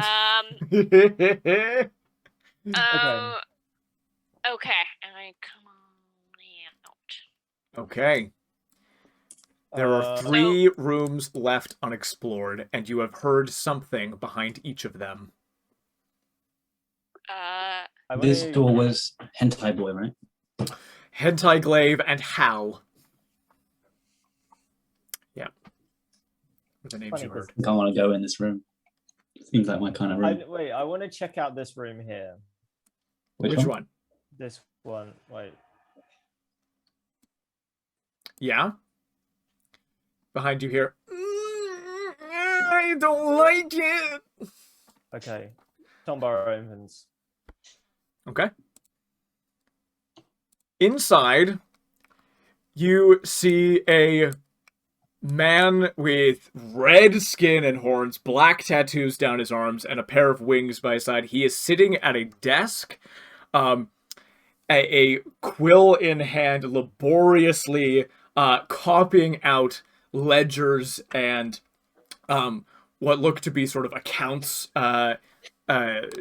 tests, researches, all these things. He's got these 2 books open, and he's going,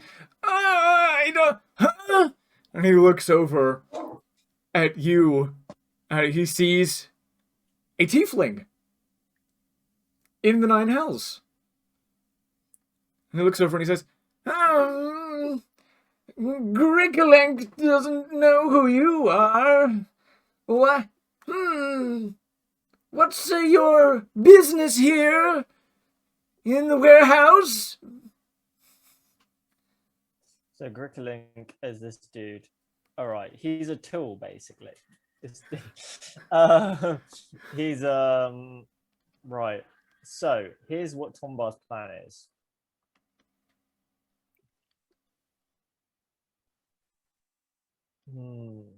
This dude probably has some valuable information. He's just asked you a question, and if you don't give me a response, he's going to take that as you haven't responded to him. Okay. Tombar goes, "Oh, are you Grickelink?" Yes, Grickelink is Grickelink. Oh, I was looking for you. Bell sent me down here. Go ahead and roll deception.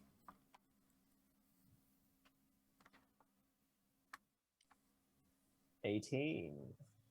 Okay. Roll insight.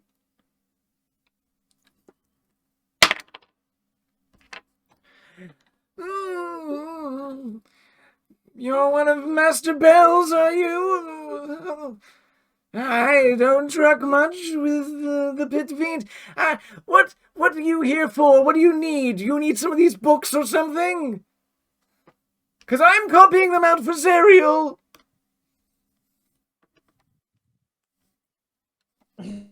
That's very interesting. I heard It's that you are... horrible! I hate it so much! I see. I'm I very have sorry to hear use that. penmanship. That's interesting because I heard from Bell that you are exceptionally good. Huh? He speaks very highly of you. Looks at you quizzically. I've never even talked to Bell before. What? Oh, but he's seen your penmanship. He doesn't need to have spoken to you to know just how good you are. Please, please! And he grabs you by the pulse of your coat. And he looks at you deep in your eyes and he says, please don't recommend me for my penmanship. Okay, that's fine. I'll do anything. I just want to stop writing. So you want to stop writing, do you? Yes. Yes. Well, I can certainly sort that out. You'll talk to Master Serial on my I- behalf. Very much so. I know Master Serial very well. Now, but first, I must understand what precisely is it that you have been writing down? Oh, I have been dutifully copying out all of the research on the ship, on the unidentified craft. It's all here. Every test, all of the research, attempts to decipher the writing, everything. I've been very dutiful. I'm only on the last 1,000 volumes now. That's very good to hear. It is. My associate, Gorham, pointing to Blowjob Genie, because Blowjob Genie is not the kind of name that... My associate here. My word. My associate, Gorham Flamebeard. An ironic name, very funny, yes. Mind you, watch your behavior. Remember, I report to Serial. Yes, anything you say, just please get me back out there killing people. All I want to do is go and skewer them with fire, burn their eyes from their heads again. Oh, how I miss the melting of eyes. Oh. My associate, Gorham Flamebeard here, is here to conduct an assessment of the accuracy of your work. And it is essential that we look at your work so that we can write up our report. It's part of a, should we say, quality check. Hey, Gricklink, just gonna need just basically all the most important highlight notes, and then I'm gonna go take a look at the ship and have my own examination of it, and I'm gonna need to compare and make sure that everything's in order, and then I report directly to the boss here, and the boss here reports directly to the boss out there. And the boss up there reports directly to the boss above or below. Right? I once had a boss below. He was dark and caring, and we were going to save him. But now I have a far more rule-abiding boss. Everything here is politics and punishment. I used to be able to do what I loved for the people I wanted to. I used to be able to melt eyes because it was what made me happy and is what served my Dark Lord. Now I am confined to this room. Picking out these volumes for you, of course, and he highlights the perfect sections. Beautiful. Thank you, Gricklink. Oh, of course, Flamebeard. Anything I can do. And you see, like, he's reaching into, like, extra-dimensional space in here and, like, pulling out books. And you see, like, briefly as he opens up doorways, just, like, hundreds of thousands of piles of notes and things that he has been forced to copy out. Uh, and he pulls them out. Yes. I will just tell you, he has like a band around each of his arms. They look almost like manacles, but they glow with power. And every time he opens a portal into this other space, and pulls out notebooks, and he gives you the rough notes. Unidentified ship, found. Some of these terms don't mean anything to you. You haven't heard reference to any of these places before, but you read unidentified ship found in Ungalos ruins.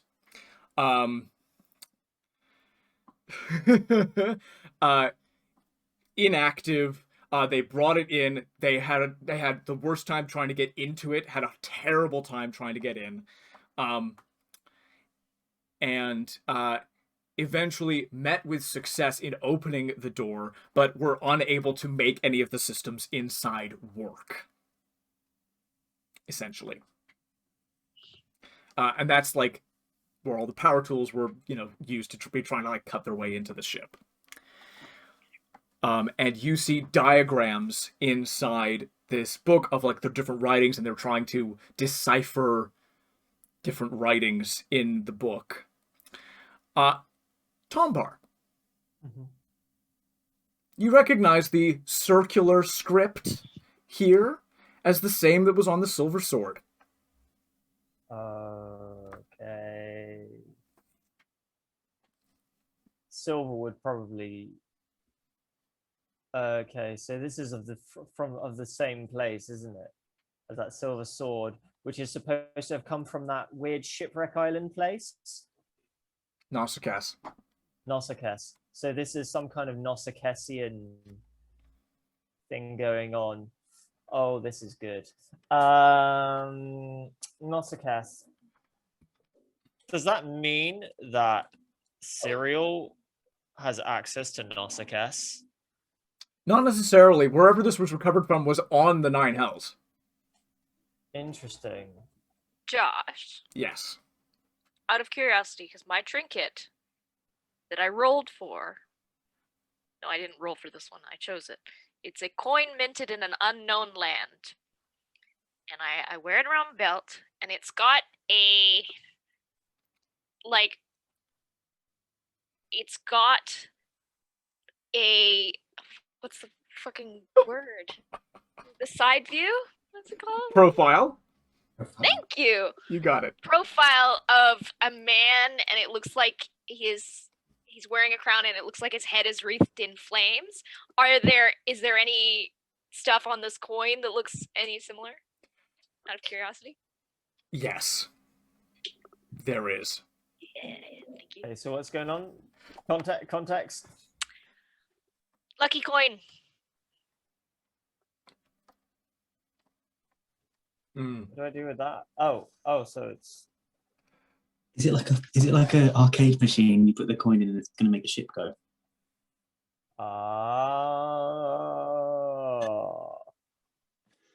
I'll have to take.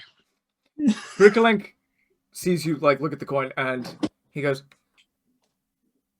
"Oh, Gricklink wonders how you got a hand on a coin from the Overarchy." Sailing the seas, man. The Overarchy. Sailing the sea? The Overarchy's not in these notes. No, it's nothing to do with this ship. What?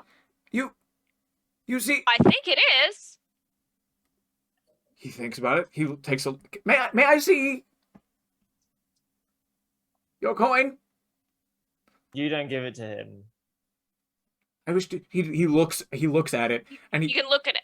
He looks at it, and you can see, on the one side you've got that profile of the king-like figure with the flames coming out of their head. on the flip side, you can see it's just the symbol of an eye, and these runes, these symbols, the same as on the ship. And he says, "The Overarchy have made contact. I see. Well, perhaps it is something to do with this after all. Very interesting indeed." What was that you said, Gricklink? Ah! Overarching? Yes, indeed. Grickling lived a life before his time in the Nine Hells. Yes, he did. Interesting. Long way away now he is from his home. Unsure he is of his future. I was speaking to the Overarchy the other day. Roll me a what can I- deception check with triple disadvantage. Oh, okay. So roll 3 d20s and tell me the lowest one you get. How foolish was that statement? Where Quite we come from, people aren't capable of remembering or knowing the overarchy, who they actually are. That's why my coin's a mystery. Oh, wow. So, roll 3 d20 and give you the lowest one. Yes. 18. What? I have an 18, a 19, and a 20. No! What?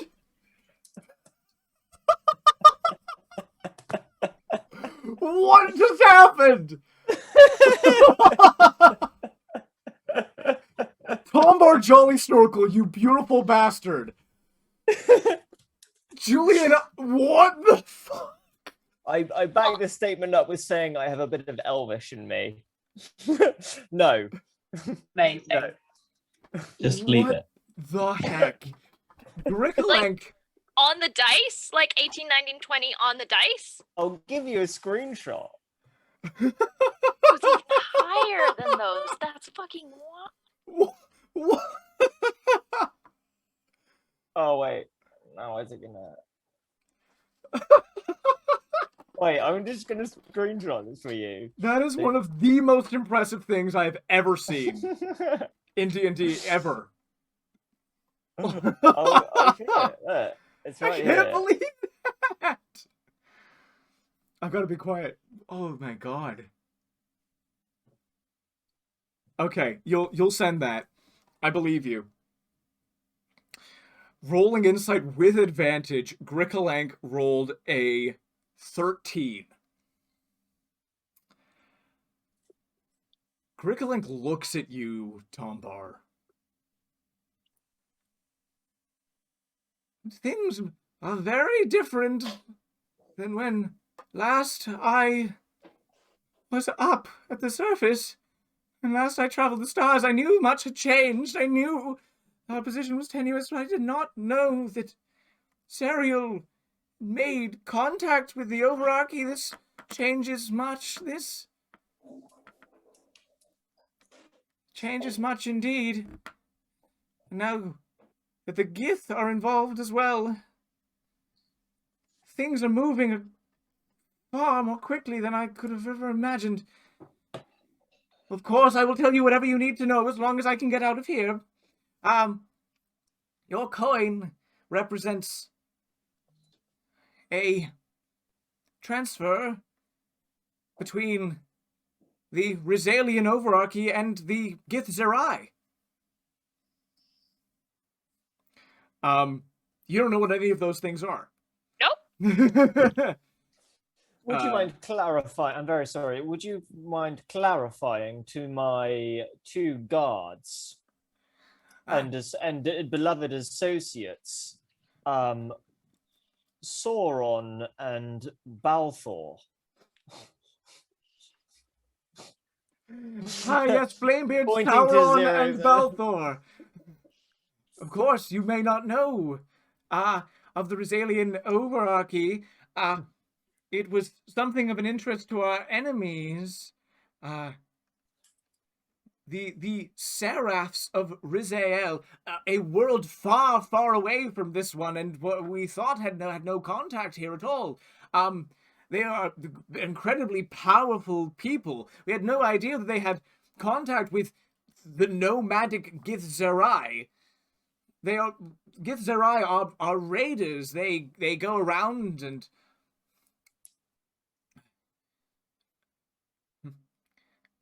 you see, I cannot read the writing, but I do recognize the script. Githzerai are fearsome warrior people. They go around, they raid, they take, they pillage, they travel between the stars.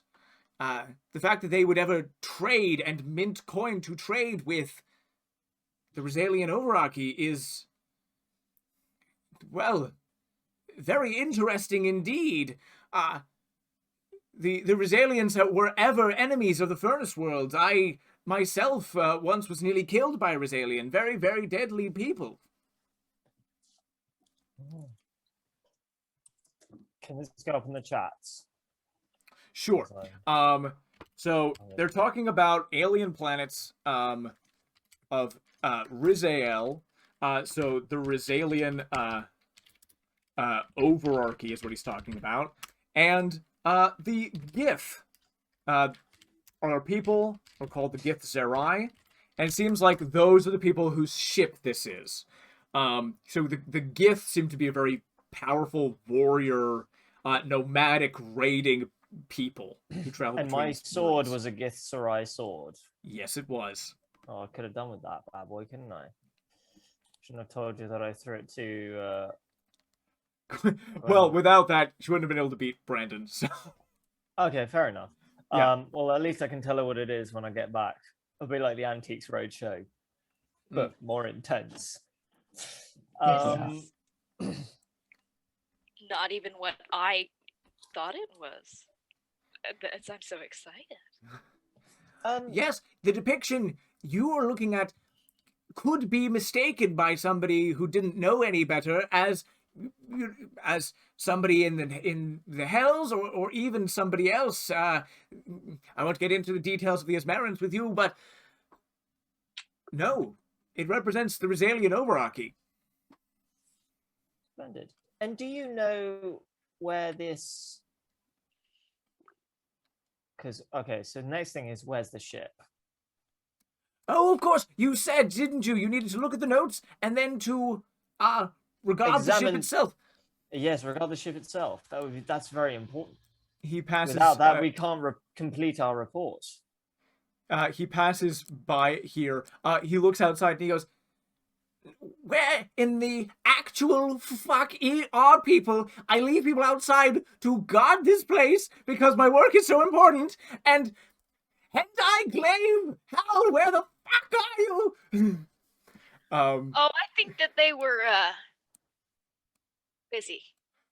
You know what I mean? Out of this place come Hentai Glaive and Halberd. You guys see Hentai Glaive is a bearded devil. Looks like he's got like weird tentacles that come out of his face like a beard. They sort of like writhe in a very disgusting manner. He's got like a short spear with a curved blade on the end that's a glaive. And then Hal, again, one of these Maragons, sounding kind of tinny, comes out with his halberd. Thank God you helped, Grickeling. I was stuck. He wouldn't let me out until I tried something overtly sexual. Bear with me 1 second. I just have to go. Cool. We're almost at the end. I know Miranda and people... Do you have to go soon? Yeah. I know, not go, but I just need to check. I have something in the oven. Cool. Cool. I was just gonna send you a message saying, I'm flaking. I'm falling. I'm sorry. It's We're alright. We're almost there. I know. That's why I was holding on. Yes. Hold on. Indeed. I couldn't even think of a different word to flaking. I was like, it's not a word. No, that works. Does that work? Yeah. Anti-Glaive looks at Gricklink. Gricklink! I was just getting Hal here to loosen up a little bit. It's workplace harassment, I know, but he's just such a stick in the mud. No. No. No. Gricklink says, doesn't matter to me, okay? Just go to your post. Just go to your post. Where's Menacious Pete? Oh, Menacious Pete was circling the ship again. Makes him really upset that he can't even put a scratch on that ship. You need to work out some of his frustration. Anti-Glaive, no. Well, can you get him? Can you get Menacious Pete out of that king warehouse? We have guests from up top. Yes, of course. Goes over. Opens up that warehouse, and you just see this like bone devil emerge from within. This absolutely terrifying creature with like a scorpion tail and insect wings and like long clawed fingers. Anti-Glaive goes, Pete, maybe you can sting me later, but for now you gotta get out of that warehouse and go back to doing whatever Gricklink wants you to do. He's being such a bore. Menacious Pete. He couldn't put even a scratch on it. Click, click. Drags itself along the ground. Couldn't put even a scratch. What's the point of something if you can't scratch it to smithereens, and tear it to small pieces, and stick them on the ends of your fingers and eat them? I ask you this. Anti-Glaive goes, you can always have sex with it! I don't want to touch the unidentified craft, knowing that Anti-Glaive's been working around here, and that's coming from a character called Blowjob Genie. Menacious Pete gets out of the way, and Gricklink leads you. Can we uncover this building here? Sure. Just see what's in there, because shit, there's lots of yes. Wow, how romantic. Yep. The most romantic building in this place. Okay, cool. Anti-Glaive and Hal go over there. You guys pass Menacious Pete, who just gives you both like a squint as he passes. Yes, yes, you look softer, yes. Then passes you by without incident. And you are inside, and you get to see the unidentified craft. What to all of you is clearly a spaceship, but to your characters is a very strange metal-plated vehicle of some kind that seems to have a pair of like landing legs. It's not the kind of thing you've ever seen before. But with your notes, Genie, you think you can find the door and open it up. Okie dokie. I go and I do that. Inside is future tech, and you're looking around, and Genie, like, it actually takes you a minute to realize that you're looking at technology. That's how advanced it is. So beautiful. It is glorious. It is so many light years away from anything you are currently able to achieve. The intricacy, like, people must have been going in there with the tiniest fingers imaginable to do this kind of stuff. Oh. You can find the control panel. I do. I find the control panel. Rings and rings of Gith writing, and just circles and circles around in a semicircle. Panels rise from the floor to meet your hand as you step up. Oh, It's like flight of the navigator. Yeah. Put your hands in between them. she's One of my favorites. Go ahead and make me an investigation check if you'd be so kind.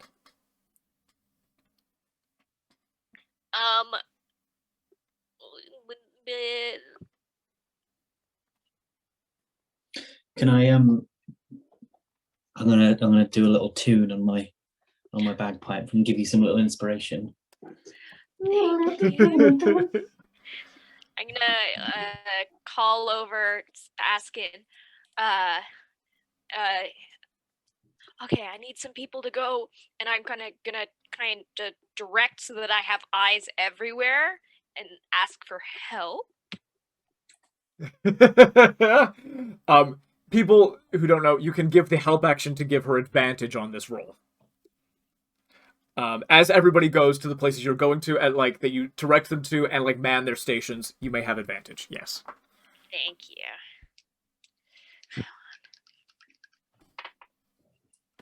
Okay. Investigation. Would any of my like proficiencies or anything help with this? What proficiencies do you have that might be relevant? I have cartographers, navigators, thieves' tools, tinker's tools, vehicles, water, and woodcarver's tools. Cool. I think when you're going, I think some of those might help, but for the moment, for this. Okay.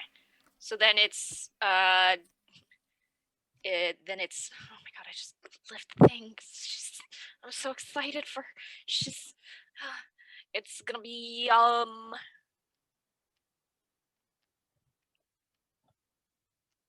sorry, the page went funky. 25. 25. And if that's not enough, I'll burn the bardic inspiration. You might want to burn it. Okay. What's the D? What level are you at? D8? Come on, baby. 28. And then if that's a failure, I will use my flash of genius to add 4. You have the ability to use your flash of genius here if you would like. Yes. Okay. So 32. 32. You look at all of these systems. You can compare to notes, and you start to see, if not the exact meaning, then the feeling of the controls. You start to see how these people who work in circles and speak whose language is written in circles would think. You get the vibe of these people who you've heard of as raiders, but like the feeling you get here is survivors from like the controls of this ship. It's intuitive. You think it'll move so fast. You just need something to gain control. And you see one main panel rises up to meet your hands, and right at its center is a tiny little rectangular slot.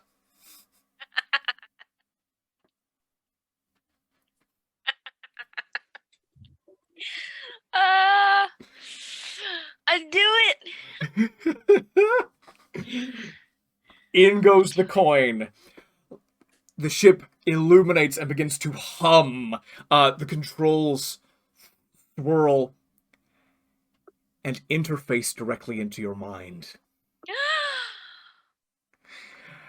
And you feel almost like an extension of your self goes out into this ship.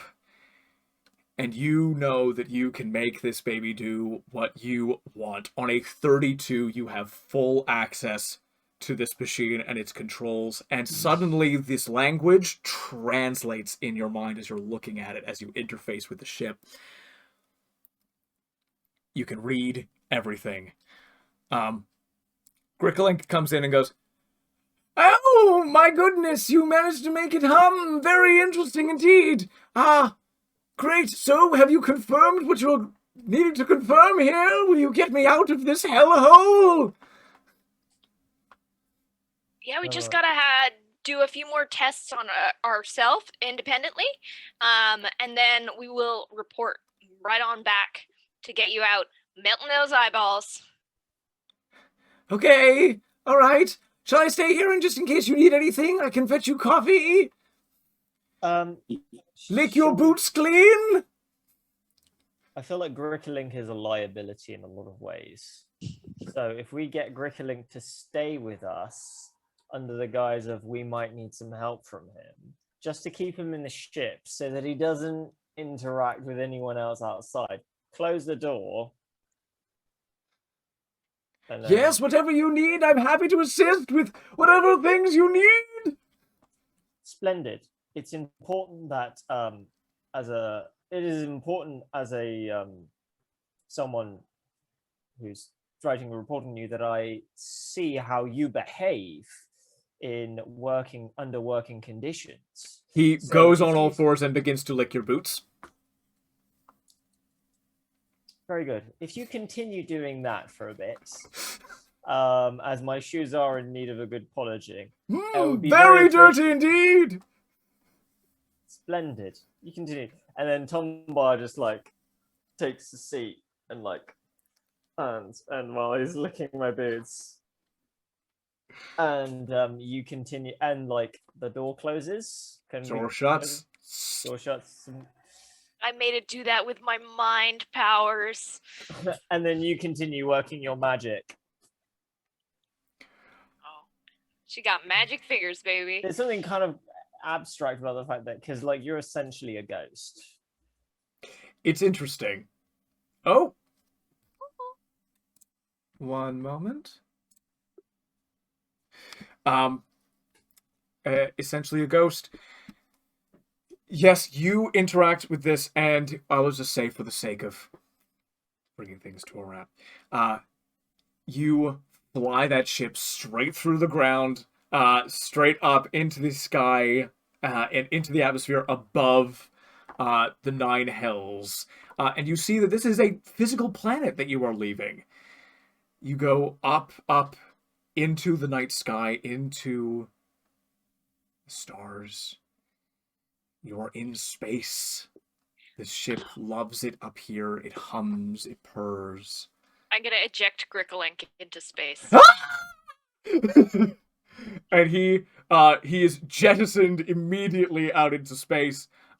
Poor guy. Literally, we totally He's used a him. bad man. You see him freeze, and then his essence crumble and get stuck back down to the world of the Nine Hells. He'll live. He'll just get demoted. So now we get back to Sigalia, right? And you see the world of Sigalia, this big, fantastic world, and you see this strange sheen over the planet. It's the usual greens and blues of land and ocean, and then this multichromatic wave, almost aurora borealis-like, flickers over it, of pinks and oranges and purples, and then swirling around as well, that gray, black, dark whisper, almost phantom-like, around the planet. Oh, is that the dreaming in the nightmare realm we just passed through?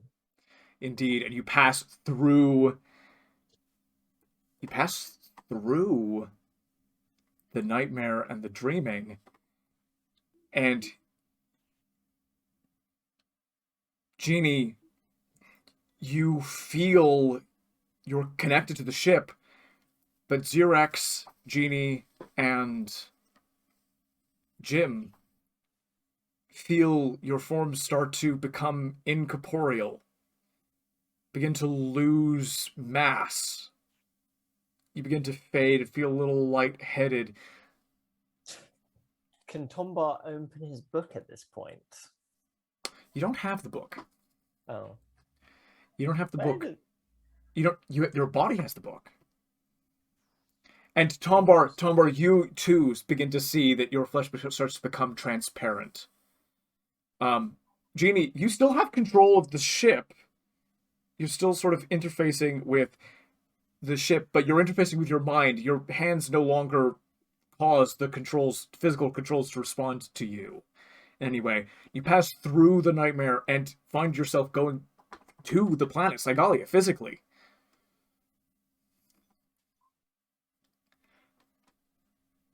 Where would you like to land? Where's Tombar? So okay, yeah, I'm captain here. So where's the reserve list? They're probably still in Menesil, to the best of your knowledge.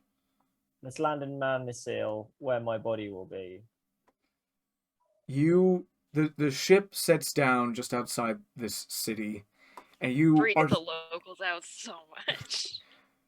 And you feel you are beginning to fade. What do I do? I need to get back to my body. How do I do this?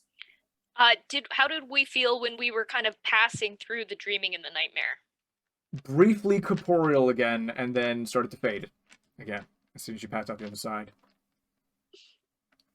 I take off and I go back a few steps. Yeah. To get back in that dreaming and into nightmare. the atmosphere. Yeah. You go back up into that area and you feel your bodies begin to corporeal. We don't have bodies down there. We don't have bodies down there. I mean, you do, but you're. So how do I get back to my body? I mean. Okay, right. So, we got the ship. We're cruising in the dreaming right now? Yeah. Dreaming nightmare. And roll me an intelligence check. Anybody who would like to. I'm gonna roll an intelligence check because I need to figure this out. I'm so close. We're right there. We are right 17. there. 17. 19. 19. Awesome. 13. 13. 17. You guys put your heads together. You're thinking about this problem. And you know that you can only stay as you are here. And if you were to try to exit this ship down on the ground, you would simply vanish, or at best go back up into the nightmare or back to hell. You don't exist there. But you could exist here, and up there, you seem to be fine in space. Tombar, you could exit the nightmare and be corporeal and try to find a portal back to the waking world, or you could just leave the ship down on the ground and see where you go. Because which will be stronger, your pull to the hells or your pull to your body?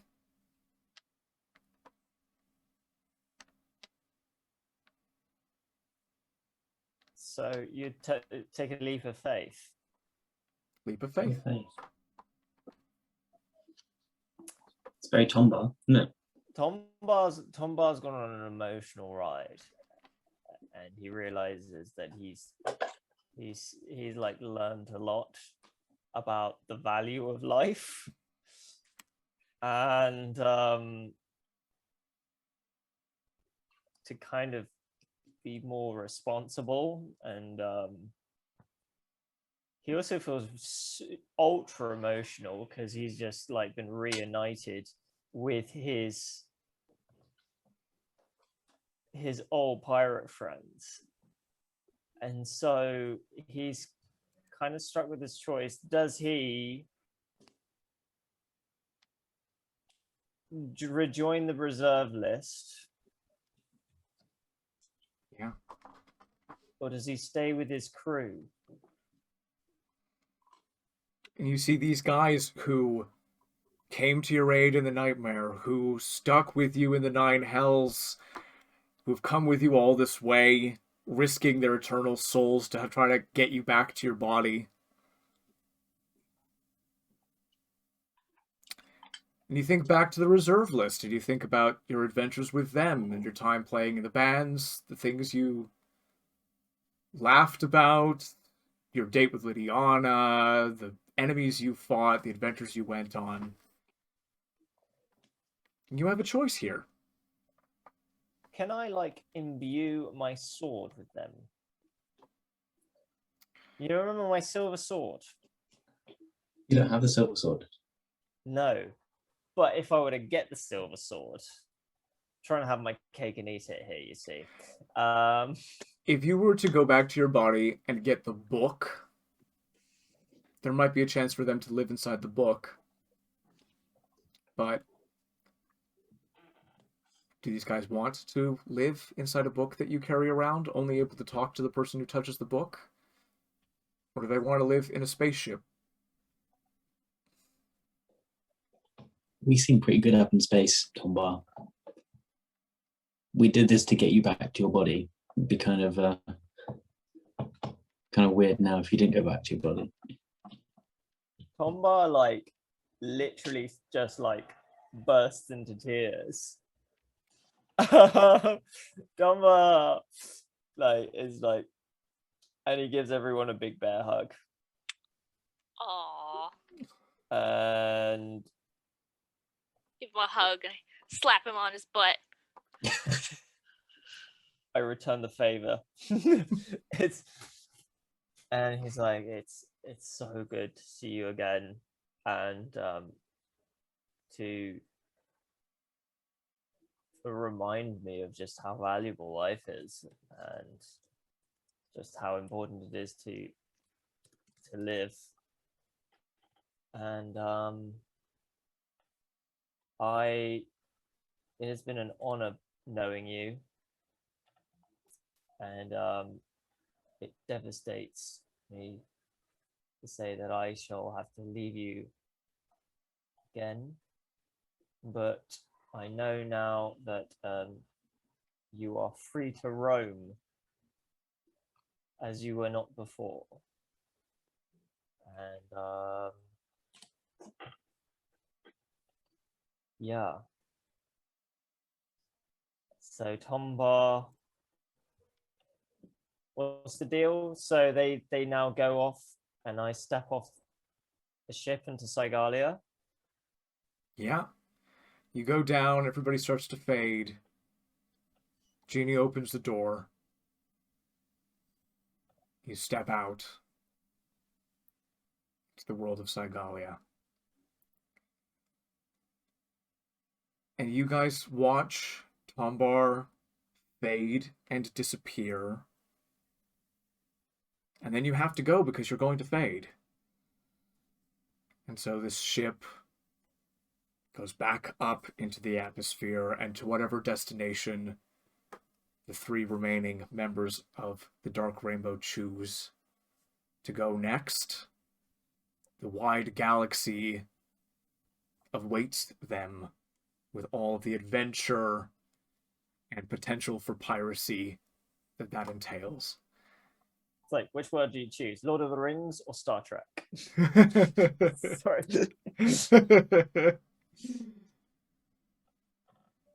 And they never knew.